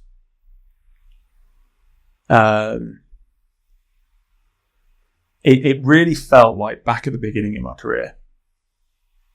The attitude of the people in that boat was fresh, but it was edgy. We kind of felt like we were all going for our first gold medal again. So the attitude was almost careless at some points. We didn't hold back. We had that rawness of what we were trying to do in sort of Beijing, like the boat race in 2005, there was this edge and it was just brilliant. So every session we went out, and I think at that point I was fully committed, like whatever's going to happen is going to happen. But if I'm not going now, I'm not going. So I was leaning in back to sort of, pretend to be full strength, giving it everything I could. Part of me was still thinking like, if it breaks, it breaks, sod it, but I'm going to die trying. Mm-hmm. So, and the whole the training pieces we did when we were, through the step rates, through UT2, it was, there was just an energy about it. And I can't put my finger on it. I don't know. I understand some of the characters in that boat, obviously pretty well, where they're coming from, but we weren't trying to sort of polish this wonderful thing. It wasn't like we had any expectations on our shoulders. It felt the closest to how I think the kind of Kiwis took to training. So we're just going to go out and we're going to go lamp it. We're going to take sledgehammers and beat the shit out of it. And in amongst that energy and that, I'd say anger and viciousness and that fight, we found this rhythm, which was beautiful. No other way to root. It was absolutely fantastic. And we did, with the training from very early on, the speeds we were doing was just crazy. And I think, you could see kind of the coaches relax around us. You could see things just sort of like, God, it works. But it all came from within each athlete. No one was pushing anyone else. We had to help calm each other down, I think, more than anything else. So training was just a joy. I think in racing, it actually took a long time for us to find that. And again, one of these amazing journeys where you think you get to a race, you're like, right, race mode. Let's change. Let's switch in now. Mm. We did that. We went slower. And the boat got really laboured, and you could just feel people start to work against each other, and it just got really hard. And just that spark left us, and then we get back to Caversham 2 days later, and it'd be like, boom, there it is. Wow. We're like, and it took us. I remember funny enough, it was about keeping the reins on. When we were training to sort of rates and to a real clear structure, we were absolutely beautiful. And as soon as you take the reins off, we just had 8 people scattering off, and that sort of race mentality. So remember in Poznan, we're like, right, we know we can do the speeds, or we know we can row as fast, our fastest, at about 34. We've done it in training, we've done it in our warm-ups. So let's do this race at 34. And I think I was going into the final. It was only 2 races, and we were with the Germans. And the Germans had beaten us by a handsome length in the semi or the heat, whatever. And we're like, well, look, we got to change. So, but we know we got what works. So look, let's just treat this as a freaking training session. Let's just do our start, but get down to 34. And if we're not at 34, Fiona, call it down. So we went off the start, and the rate came down, and Fina's like 30, 38, like, right, push it down. I remember slowing it down. It just felt so strange, to really force it. It's like the stride call. And the boat stops. But this is the magic of this boat, is it didn't stop. We're down to 36, and we're like level with the Germans. And Jurgen and Fina's like, right, 34, down 2. We stride out, go down to 34. I think at 34 and a half, something.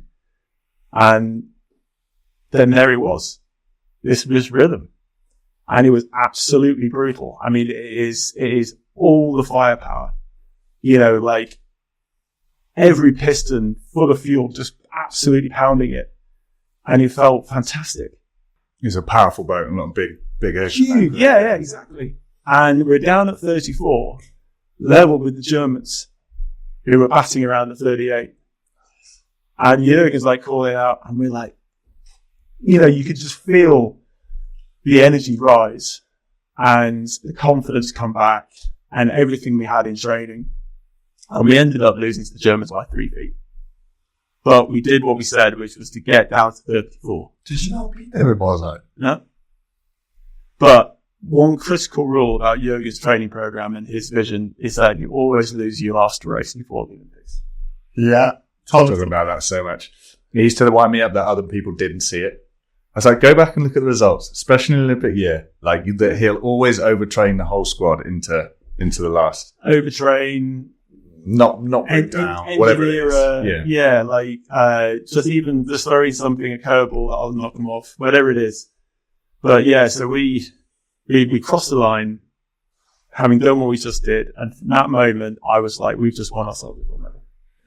Because you knew what was coming. I knew what was coming. I knew what the 8 could do, what it had done, and the whole pattern of what was going to fall out. Yeah. And then I think from my, I know a number of the guys didn't have that. So I really felt like a big part of my job was like, right, guys, like, this is it. Strap in, because the next 2 months, month and a half, is going to be the wildest of your life. Like, it's going to be crazy. And then you're going to finish it with the most amazing thing that you never thought possible. Yeah. And part of that 8, and I have no idea if the other guys would ever agree with this or not. But that 8 had to have an edge. Like, if it ever got comfortable, like, no. If we weren't pissing each other off or something, then it sort of needed that. It needed that angst and that twist. Now, fuck you. And I loved it, absolutely loved it, because I think that fed into so much of who I was at the beginning of my career. Coming in, we talked a little bit about that last time, but just being in such a strong boat, and it just felt like, whether we liked it or not, that's just who we were. So let's just not hide and pretend to be something else, but let's just rip it to pieces. Yeah, I've definitely had camps where I look back on it now with like, oh, that was such a good camp and such fun memories. But if I actually go into it, it was like, no, day to day, it was horrific. Yeah. Because we had to find speed, and there was things going wrong, and people are arguing and shouting at each other, and there's like, but like you say, in the moment, that's what you need in order to find that speed. And then you look back and go like, what a great camp. Yeah, exactly. Yeah. The result defines so much. So yeah, we got through to Rio, and that 8 race, our final. I was, again, we still had that commitment. Got to get down to that. I think I was going to say, it wasn't 34. No, but it was, but we knew what we were looking for. We had the confidence, and we all had made that step of how do we do what we do in training, but take that into the race, not how do we find something else to race with. And that was a massive, massive step. And the Germans had no chance. Absolutely. And I knew how, because we hadn't really tested it, because the World Cup, we only discovered it really in the last race. And we knew, I just had so much confidence that we could just go as hard as we like. So, the first 10 strokes, it's a classic, as hard as you can go. Second 10 strokes, as hard as you can go. Third 10 strokes, as hard as you can go. And just keep counting the hardest strokes you can ever do. But the rhythm was so slick and so good, you couldn't work on it. There's no way you could hurt yourself. So that first 1,000 was if I thought London was hard, like that approach, Rio was another level. It was just off the chain crazy. Let's get to 1,000 meters and think we're finishing there. And, you discover you're a length up on the biggest opposition. You're like, now I'm in a good place. Yeah. And I've never enjoyed a final 1,000 meters like I did in that race. Yeah. Just, rowing to the finish line in panic and sheer, and then putting everything in was good. And it got a lot out of me. I definitely couldn't row that hard because we were a length up. There's no way anyone could do that. But we still rode with that same rhythm, that same punch. And yeah, they came back on us by half a length or so, but I was just like, this is it. There's no better way to finish a career on this note. It was, I knew I was done. Yeah. And absolutely pinnacle of what I could possibly have dreamt of. 6 months earlier, I was waiting and in fact, going into that race, it was very much, okay, I thought I was going to break myself for the last year, so let's do it. Yeah. Let's do it. Let's snap this body in half. I don't want to, just want to absolutely end it. So I did, yeah. Fucking awesome. Yeah. Also, it's such a magical venue. It's honestly, you couldn't write it better in the book, right? Yeah. Those games in Rio had like a special kind of feel to them, with it being so close to the ocean as well, and then like having the big Christ the Redeemer in the background. Like, I can't imagine what that happened after you guys have finished that race. Well, weirdly, I was an old man, right? I had my second kid on the way, and this is part of that, the sort of weirdness of that. We were all very different parts of our career, and yeah, at the time it was Zika. So this is, bringing it all back down to earth. So Zika was really bad for babies, or for pregnant mums. So Ika was pregnant with our second, so she couldn't come out. And there's just a lot going on at home. So I actually ended up getting a flight back a few days later. So I didn't see much or anything of the games in Rio. You're right, the venue was extraordinary. But it was half of what it was in London. You just had one stand on one side, and they talked about building a floating stand, but that never happened. So it was in no way a letdown. It was because of that row. It was extraordinary. But I came home, it was weird. It was a bit like, I can put it behind me now. I know, but very quickly I was able to put it behind me. And, the gold medal in all of it's in a sad way, some way, but also in a reality, it was like it joined the others in the top draw very quickly. Again, especially that time, I got the flight home, and I was checking in with BA, and I was like, I'm on my phone, and I got my seat. I saw I was in economy. I was like, okay, there's suppose any chance of like in free seat, so everyone does it, right? And that's like, fine, pull men off. No. And I don't think I said that bit. I just said, look, is there any chance? And the lady was like, sorry, no, sport flight. I was like, okay. So I went back home, and then Greg Rutherford, who was, I think he got a silver or got bronze or something. Yeah. He was up in business, and I'm ready to leave the sport behind. It had by far and away given me more than I could possibly have imagined as a person.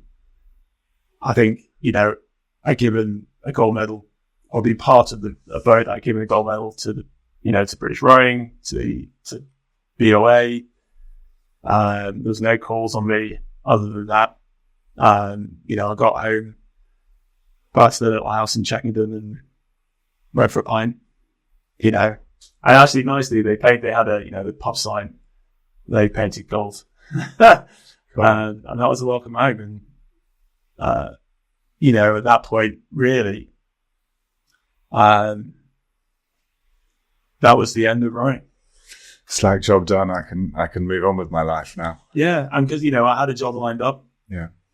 So the torment that so many athletes go through, because I'd had a year out because of glandular fever, I'd actually had the time and the support to get a job I wanted and was enthusiastic to do, and it felt right. And so 3 weeks later, put a shirt on, trotted off, and learn how to tie a tie for the first time ever. Exactly. And that was it. And rowing ebbed away very quickly, and except for moments like this when it all comes flooding back and it's like an emotional surge.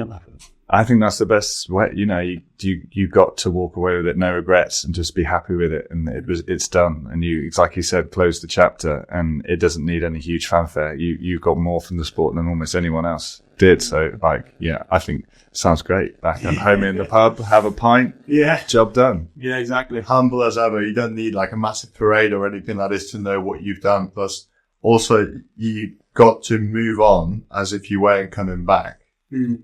Got all your life in order and everything, and then got back, got the gold, and did back out again. Like that's just so incredible to listen to. And like it's funny to like hear you bring back all those details from like all those races around the Rio time, because I was definitely that men's 8 rivalry was one that was following very closely at the time. And again, like the remarks about the rate being so low, I remember in Portland, like, who the hell can rate 35 and lead the Germans? Like, who can get away with that? Like, that's just incredible. So, like, that's that's it. To hear how that all went down, I guess, like, I don't know, just watching that final, I didn't have a doubt in mind that you guys were going to get gold. So, like, to hear that was actually the case, it's just beautiful. I'm a little bit lost for words, like fanboy maybe over here a little bit, but like it's great to hear. Like we always say that it is as good as we think and we hope it is. Yeah. So no, it was. I've always counted myself very lucky for being in the team at the time, meeting the people I've met, rowing with some ordinary individuals doing extraordinary things, stepping up to the plate, going through the tough times, and then coming out with what we did. You say you make your own luck, but that really was luck. Right from Rebecca Wolfendale saying, hey, try rowing. It's a nice social sport. All of those things, I'm very, very grateful to sort of everybody who's been part of the journey. It's quite crazy to think about in that aspect. Yeah. Did you have an emotional sort of conversation with Jurgen after everything that you've done for him in the team and all those years spent just absolutely grafting at his program? He's not an emotional kind of farewell. Oh no, he's not an emotional farewell guy. No, he's very humble and modest. We've spoken emotionally a lot over the time, and we've had our times, but he lives in the present. and as do I. And it was always a strange thing to watch, sort of people coming out of the team, especially when I was young, watching like Crown finish, didn't finish, and just seeing them never come back. And I was always like, oh, why is that? Like, surely. But then you realise actually, they're not really going to be able to help people work out who they are. The only way to work out who you are is to stress yourself to work out who you are. And Jurgen knew that. So again, like part of leading the sport was very much a passing that baton, but giving that responsibility to the new guys. Say, okay, it's your time to work it out, which means you can't be there. Because if you're there, the temptations are, how did you do this? Or what happened here? Or I did this in my day. And it's just noise because it doesn't mean anything to them. So no, I think, no, there was no emotional goodbye. I mean, still keep in touch. Yeah. It reminds me I need to give him a call sometime, but Jurgen, very, very special guy. I mean, ironically, we had more emotional chats about what happened around Tokyo, and how he was treated and the disarray that actually management couldn't cast on the team. That was really shitty. But thankfully, most of them aren't involved anymore. So, but yeah, it's, again, I think that's one of my biggest sadnesses having left the sport is sort of seeing how Jurgen's career hasn't not necessarily ended. It's not ended yet. But, again, like to finish with what I did when I did, again, that's so fucking lucky because, you look at what happens. And he doesn't deserve, he deserves a gold medal and a national parade. Sure. But you're not going to get that now. No. Which probably you wouldn't want anyway, but I might sort of give it to him. Maybe we can get him on here one day. No, good luck. You need Google Translate if anything as well. It's okay. Ich kann ein bisschen Deutsch sprechen. Oh, great. Yeah. That's it. Learned that a while back. Yeah. So is there any, how do you look on the sport? Like, obviously it's been 8 years since the final in Rio. Has it sort of like gone up and down in waves, the way that you view the sport now? How do you sort of like keep track of the team? Like what are your thoughts with regards to rowing? Obviously we've spoken about the work that you're doing with London Youth Rowing, but from like an incredible athlete sort of perspective. Yeah, I mean, so I'd never been a sports fan as a kid. I never watched football. I remember watching Redgrave and Pincer weirdly in the pair in LA, I think. I'm thinking, that's in my sport. Atlanta. Oh yeah, 96, yeah, 96. Oh yeah, that one.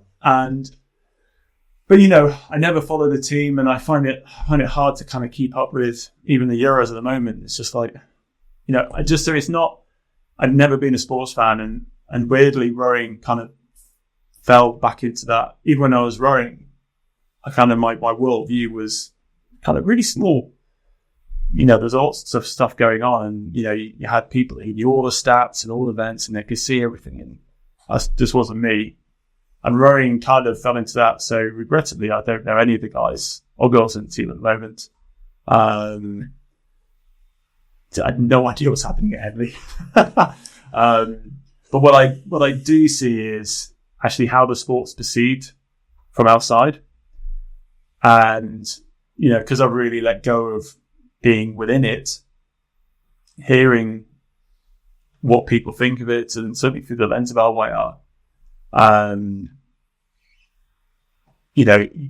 joined the sport properly when Redgrave was just after his peak, his fifth.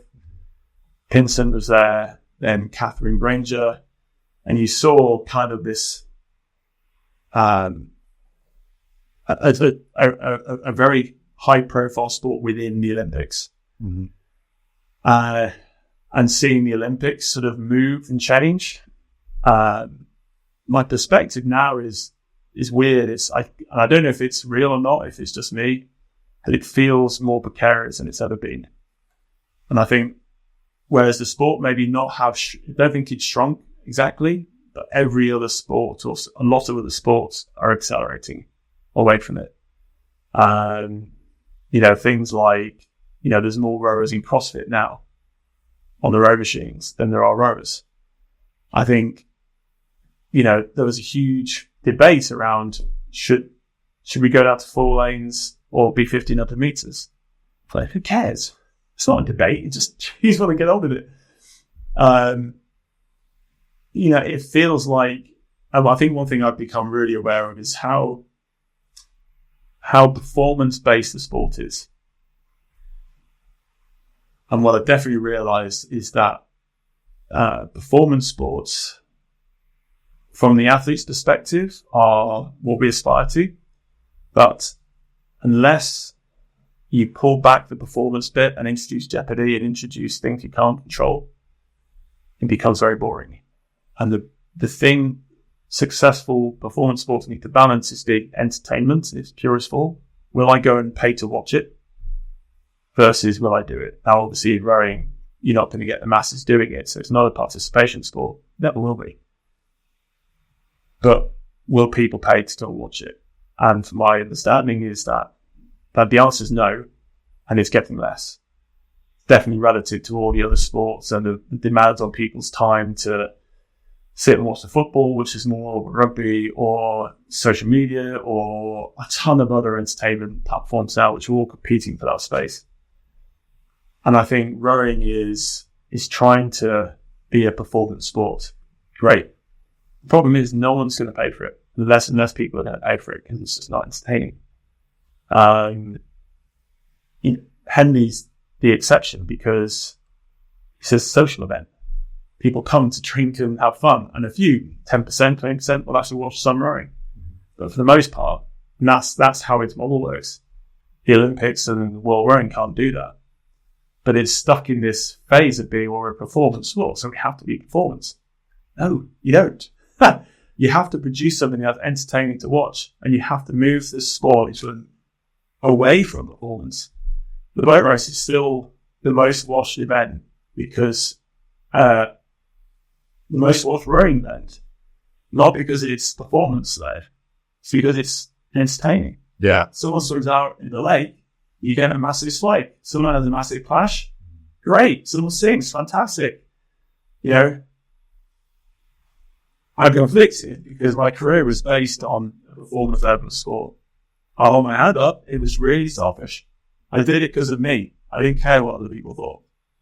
As long as I was supported to do it, and I could work out how to keep going, that's all that mattered. If I was racing the boat races every year, and there was clashing, maybe I also had many finals. Maybe I could have slipped in, Eric's Law and he would have cast side and he would have gone on to finish, and that would have been amazing because what a spectacle. But I think if the sport wants to survive, it has to look at ways of getting people off the banks. And therefore, you've got to look at head race formats. As much as it pains me to say it, look at skiing. That's a head race format. Okay, they're going downhill at 60 miles an hour, but you get the time you're waiting for that next time check. Put through your head balloon. Yeah. If they did that at ace head, it'd be so much better. Start off side by side, go down in pairs, and then you have gates at every bridge or something, and you can see where they're doing. And suddenly you've got a 1 hour format where, holy shit, what's happening? That'll be epic. Yeah. Stuff like that. Bus racing. Yeah, maybe it's not bus racing at the Olympics, but why not? Why not? Have something where you have to overtake and, it's not anyone in their separate zones. And the sort of best memories I've got of the sport, aside from everything that we've spoken about, Hansa Cup, boat race, battle paddling, down and still. You start from fours on one end, and you've got to get to the other, and you're steering through bridges, round swim lines, and the steersman is on it, all the time. So I love steering boards. Just because you're pretty punchy, you've got a fast boat, and you're right, you got to get the right line through this bridge. So you're working that out, but you're also stroking, you've got to maintain the rhythm. And then, I think it was last time, cutting around these boys and you're properly overlapping. And what the fuck, yeah. And you come out, you when you nail it, it feels so good, doesn't it? Good. Yeah. Imagine that is the stuff that needs to be on TV. Yeah. But you imagine taking, Visa or World Rowing, whatever they're called now, through that journey. The heads would just collapse. Yeah. But that's sort of what I feel like I'm waiting for. And the vehicle is doing all the way up. Let's find a version of sport where people are like, what's going to happen? It's never going to be a football. Yeah. Oh, God damn it, let's make it more interesting. Like, the Tour de France, which is, crazy boring a lot of the time. But it's fine. It is one of the takeaway pictures. The crash. The big athlete falling off the back door. The massive sort of push away from the pack. Sweat dripping. But something's happening. But the event engineers a lot of that by having mid-race points that can be won. Like they actually create a race where it's worth exerting too much energy and flying off the front. And there are little things that it is engineered in that way. It doesn't just happen. No, exactly. Yeah. And you've got to deal with it as a cyclist. Yes, you're a performance athlete, but you've got to deal with so many unknowns and curveballs. And yes, could make you the Tour de France winner, the other jersey, or not. Or rowing, we're really afraid of introducing those things because it takes away from performance. And that's the attitude that's killing the sport. And I don't think FISA under the IOC will ever be able to do that. It's something that has to grow up from outside of our structure. It has to, like cycling has velodrome racing. Track cycling it has, BMX it has. They've grown up separately. This can't be owned by FISA. It can't be owned by British Rowing. It has to come up from somewhere else. And as rowers, we have to somehow aid that support. Somehow. I think Henley is a good example in terms of, it's not the usual distance. Oh, well, so what? Oh, well, in a high stream year, both lanes aren't technically completely even. So what? It's Henley. Welcome to Henley. You might get the final or the fastest two crews racing on a Friday or a Saturday. Well, so what? It's Henley. We're very happy in this respect to be like, hey, perfect, but that's exciting. Yeah. But, Henley won't be a World Cup event. No. But it probably should be. It could be. Imagine if World Rowing had its sort of seat alongside Henley. That would be, to bring the BBC. Yeah. That's sort of, hey, if Wimbledon can do it. Yeah. Then, and that's the thing. It's the decision makers who I think are killing the sport. I know they always get a lot, and I'm always be very happy to throw them at them. But it really, I think, they need to, and coastal rowing, is involved in that direction. But if you think about how many rowers or future rowers are near coastal areas, it's just another restriction. I think you're right, though. It has to come from athletes and outside of that structure. And there's enough voices calling for something like this to happen in the sport. It looks like, I hope we're going to see something like this happen in the next few years or so, and then introduce different formats of racing, use tech, like you said, to provide like ace-head live results and things like that. I think that would be great. And then it's funny you brought up tennis, because that's also a great example. It's the same sport, but like the court is different between the French Open, the US Open, Wimbledon, etc. So it's the same with rowing. Like you could have a river with stream, you can go downstream, upstream, lake, sea. It doesn't matter because rowing's still rowing. So yeah, actually, I'm behind, and I'd like to see all of those things happen. I mean, the spark that it needs, like 2020 cricket or Formula E, is basically someone who's got a whole ton of money and is willing to effectively professionalize the sport or part of it. Sail GP, it took a billionaire to come along and say, right, let's take the sport by the scruff of his neck and give it a damn good shaking. And someone needs to have that vision in rowing, be willing to spend a lot of money to own something that can be radically different than what it is now. And I think unless we have that, there will be attempts, but it will never have the power to become a thing. It will scratch around for a bit and then it will fade away because it's an also ran. Yeah. So I think if that's the call out. If there is anyone out there who wants to do something crazy in the sport, there is ideas, there's potential. Yeah. But that's the opportunity. I'll get on the phone to Elo. Yeah. Do you love rowing? That would be great. Yeah. I guess this just brings us to our quick fire round questions. Oh, We've done them last time. Is there a couple left? There's a couple of different ones that I wanted to ask. Right.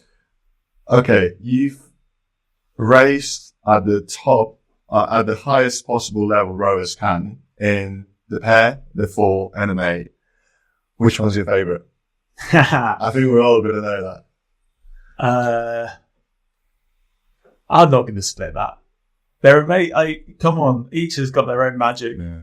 Like, I'm going to go same as the Olympic medals. This is my favourite. They're all like, genuinely, they're all different reasons. Mm-hmm. But I'm not I'm not an 8 rower, pairs rower, 4s rower. I'll get in whatever boat. It's a single it is. Single it is. I think we can comfortably say sweep over sculling.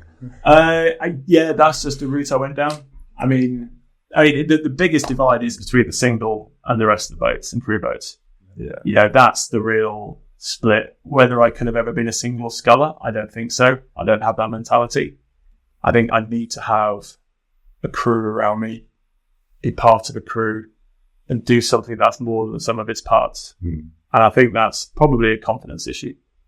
I just don't think I've got that unbridled belief in what I can do. I need to have validation. And I need to feel like I can add to somebody else's power. I can, so much of the time, it wasn't me winning gold medals. It was, I can name other people who were like, it's your power, your technique. No, you were there. You were there, mate. I was, but I wasn't, no one's there alone. Cool. What are some of your favourite sessions, either indoor or on the water? Favourite sessions? God. I used to love half hours before my body got too knackered. But I just love the low rate and the power per stroke. And then having some massive tunes in your head, just beating away. And then the only mission was just, how much do you want to hurt yourself today? I was just purity of that. Again, it's like, the first time you break the 9K barrier, doing that at altitude, there were big barriers when I was young. Now everyone's doing them all the time. Yeah. Just amazing what they're doing now. But that, and then, I mean, like doing 20K down in Abyss or in up in Silveretta, and you just click into those sweet rhythms, and you can just 5K will just disappear, just because you release all your consciousness and you're just running on subconsciousness, and you just realize. And a few times with the pair, quite a few times, like you just like look in the clock, and it's just the speed is just getting faster and faster. And you're on flat glass conditions, and you just start seeing 2 minutes, 1:58, 1:57. You're like, Pete, slow down. I'm not pulling. How am I? And it's those moments, and you just realize that you can go so much faster if you work it out. And it's not about working harder. It often is, but it's how you can do it. And I love. That's the one thing I miss is it's having that feeling. It's like just everything else melts away. Like it doesn't, like just that number is the only thing that matters in the whole world. Yeah. And nothing else even exists. That's certainly the thing I missed. Like I would still occasionally go jump on doing a half hour because I just. Oh no. Yeah. Oh. Just for the. Oh. Just for the pain of it. Well, I've got 3 boys now, and I have enough pain in my life. There you go. I need row machines. I haven't got any kids, so Yeah. Cool. I was going to ask, if you were to find yourself back in the boat, you close your eyes, you open them again, you're in a stroke seat of a 4. Who's in it? That your dream for the whole time. God, no, You can either choose hard. people that you've rowed in or people that you'd like to row with. Oh. And I think it's the questions that all the fans want to know there. I mean, you remember the Stanford 36?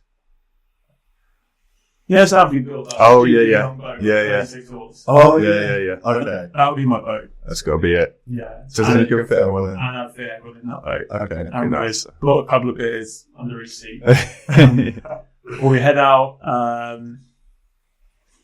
where do you go? I don't know. We'd head out. Lake District. A visit would be a good one. Yeah, but no, so when I did that round GB Road 2 years ago, Oh, yeah. there was some of the water, like, they're flat.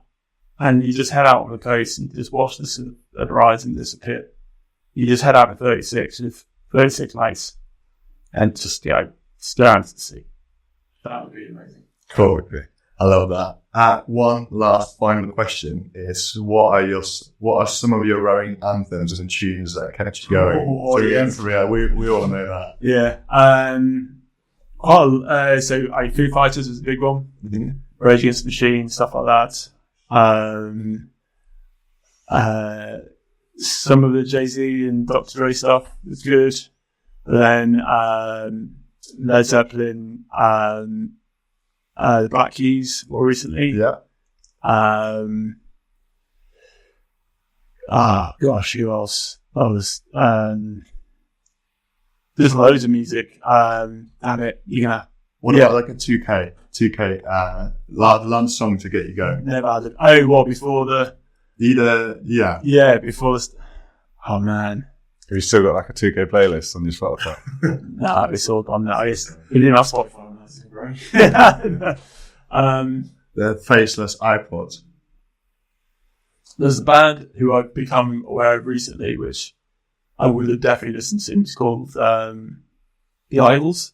Isles, you heard of them? Yeah. Really angry music, like the Stroller there, but it's really punchy, kind of sort of blues type rhythm, but heavy on top. There's one song called Colossus. Yeah, just imagine that. Nice. We'll check it out. Stuff like that. Yeah. Tom's is Till I Collapse for the 2K. But again, Eminem was good. Yeah, but yeah, my music taste used to get heavier and heavier and heavier as well. Like to get used to still get it, like some proper heavy rock. But I knew you'd ask me that question. I knew I should have made some notes on, because I forget them all so quickly. It's amazing how your mind just. There's some good options. Yeah, definitely. We're gonna put them all in the car and listen, try and hype myself out. Definitely, that'll be fun. Yeah, I'll have a think. I'll let you know some others. Yeah, no worries. Andy, listen, it's been so fantastic to have you on the show both times. I think it's the content that we've gotten is so much better than I could have ever asked for. It's exceeded my expectations. I don't know about you, Tom, but it's just been fabulous to listen to all the stories, to hear about how it was in those days, in all those crews, and your journey, what you've had to go through to get to where you were, and arguably be the top 5 best ever rowers to pick up an oars. And thank you so much for coming down, and good luck with your move. And at some point, we'd love to have you on again. Let us know if there's any way that we can help with London New Fraying or some other ventures that you've got. Yeah, no, it's been an absolute joy to walk down memory lane with you guys. It's don't do it very often, so yeah, thanks a lot. Yeah, awesome. Yeah, I agree. It's sort of same as Pete. Really, it's been awesome to hear your perspective on things, different to a lot of other people we've had in here. Maybe that's testament to your achievements. But yeah, awesome. Thanks for coming, and I guarantee that people are gonna enjoy this and learn a lot from it, I think. Or maybe if anyone's got any questions, that could be the third one. Yeah. All right. Q&A. We'll come up to see you. All right. Nice one. Looking forward to it. Awesome. That concludes everything for today's episode. So on that note, easy there. Cue the music.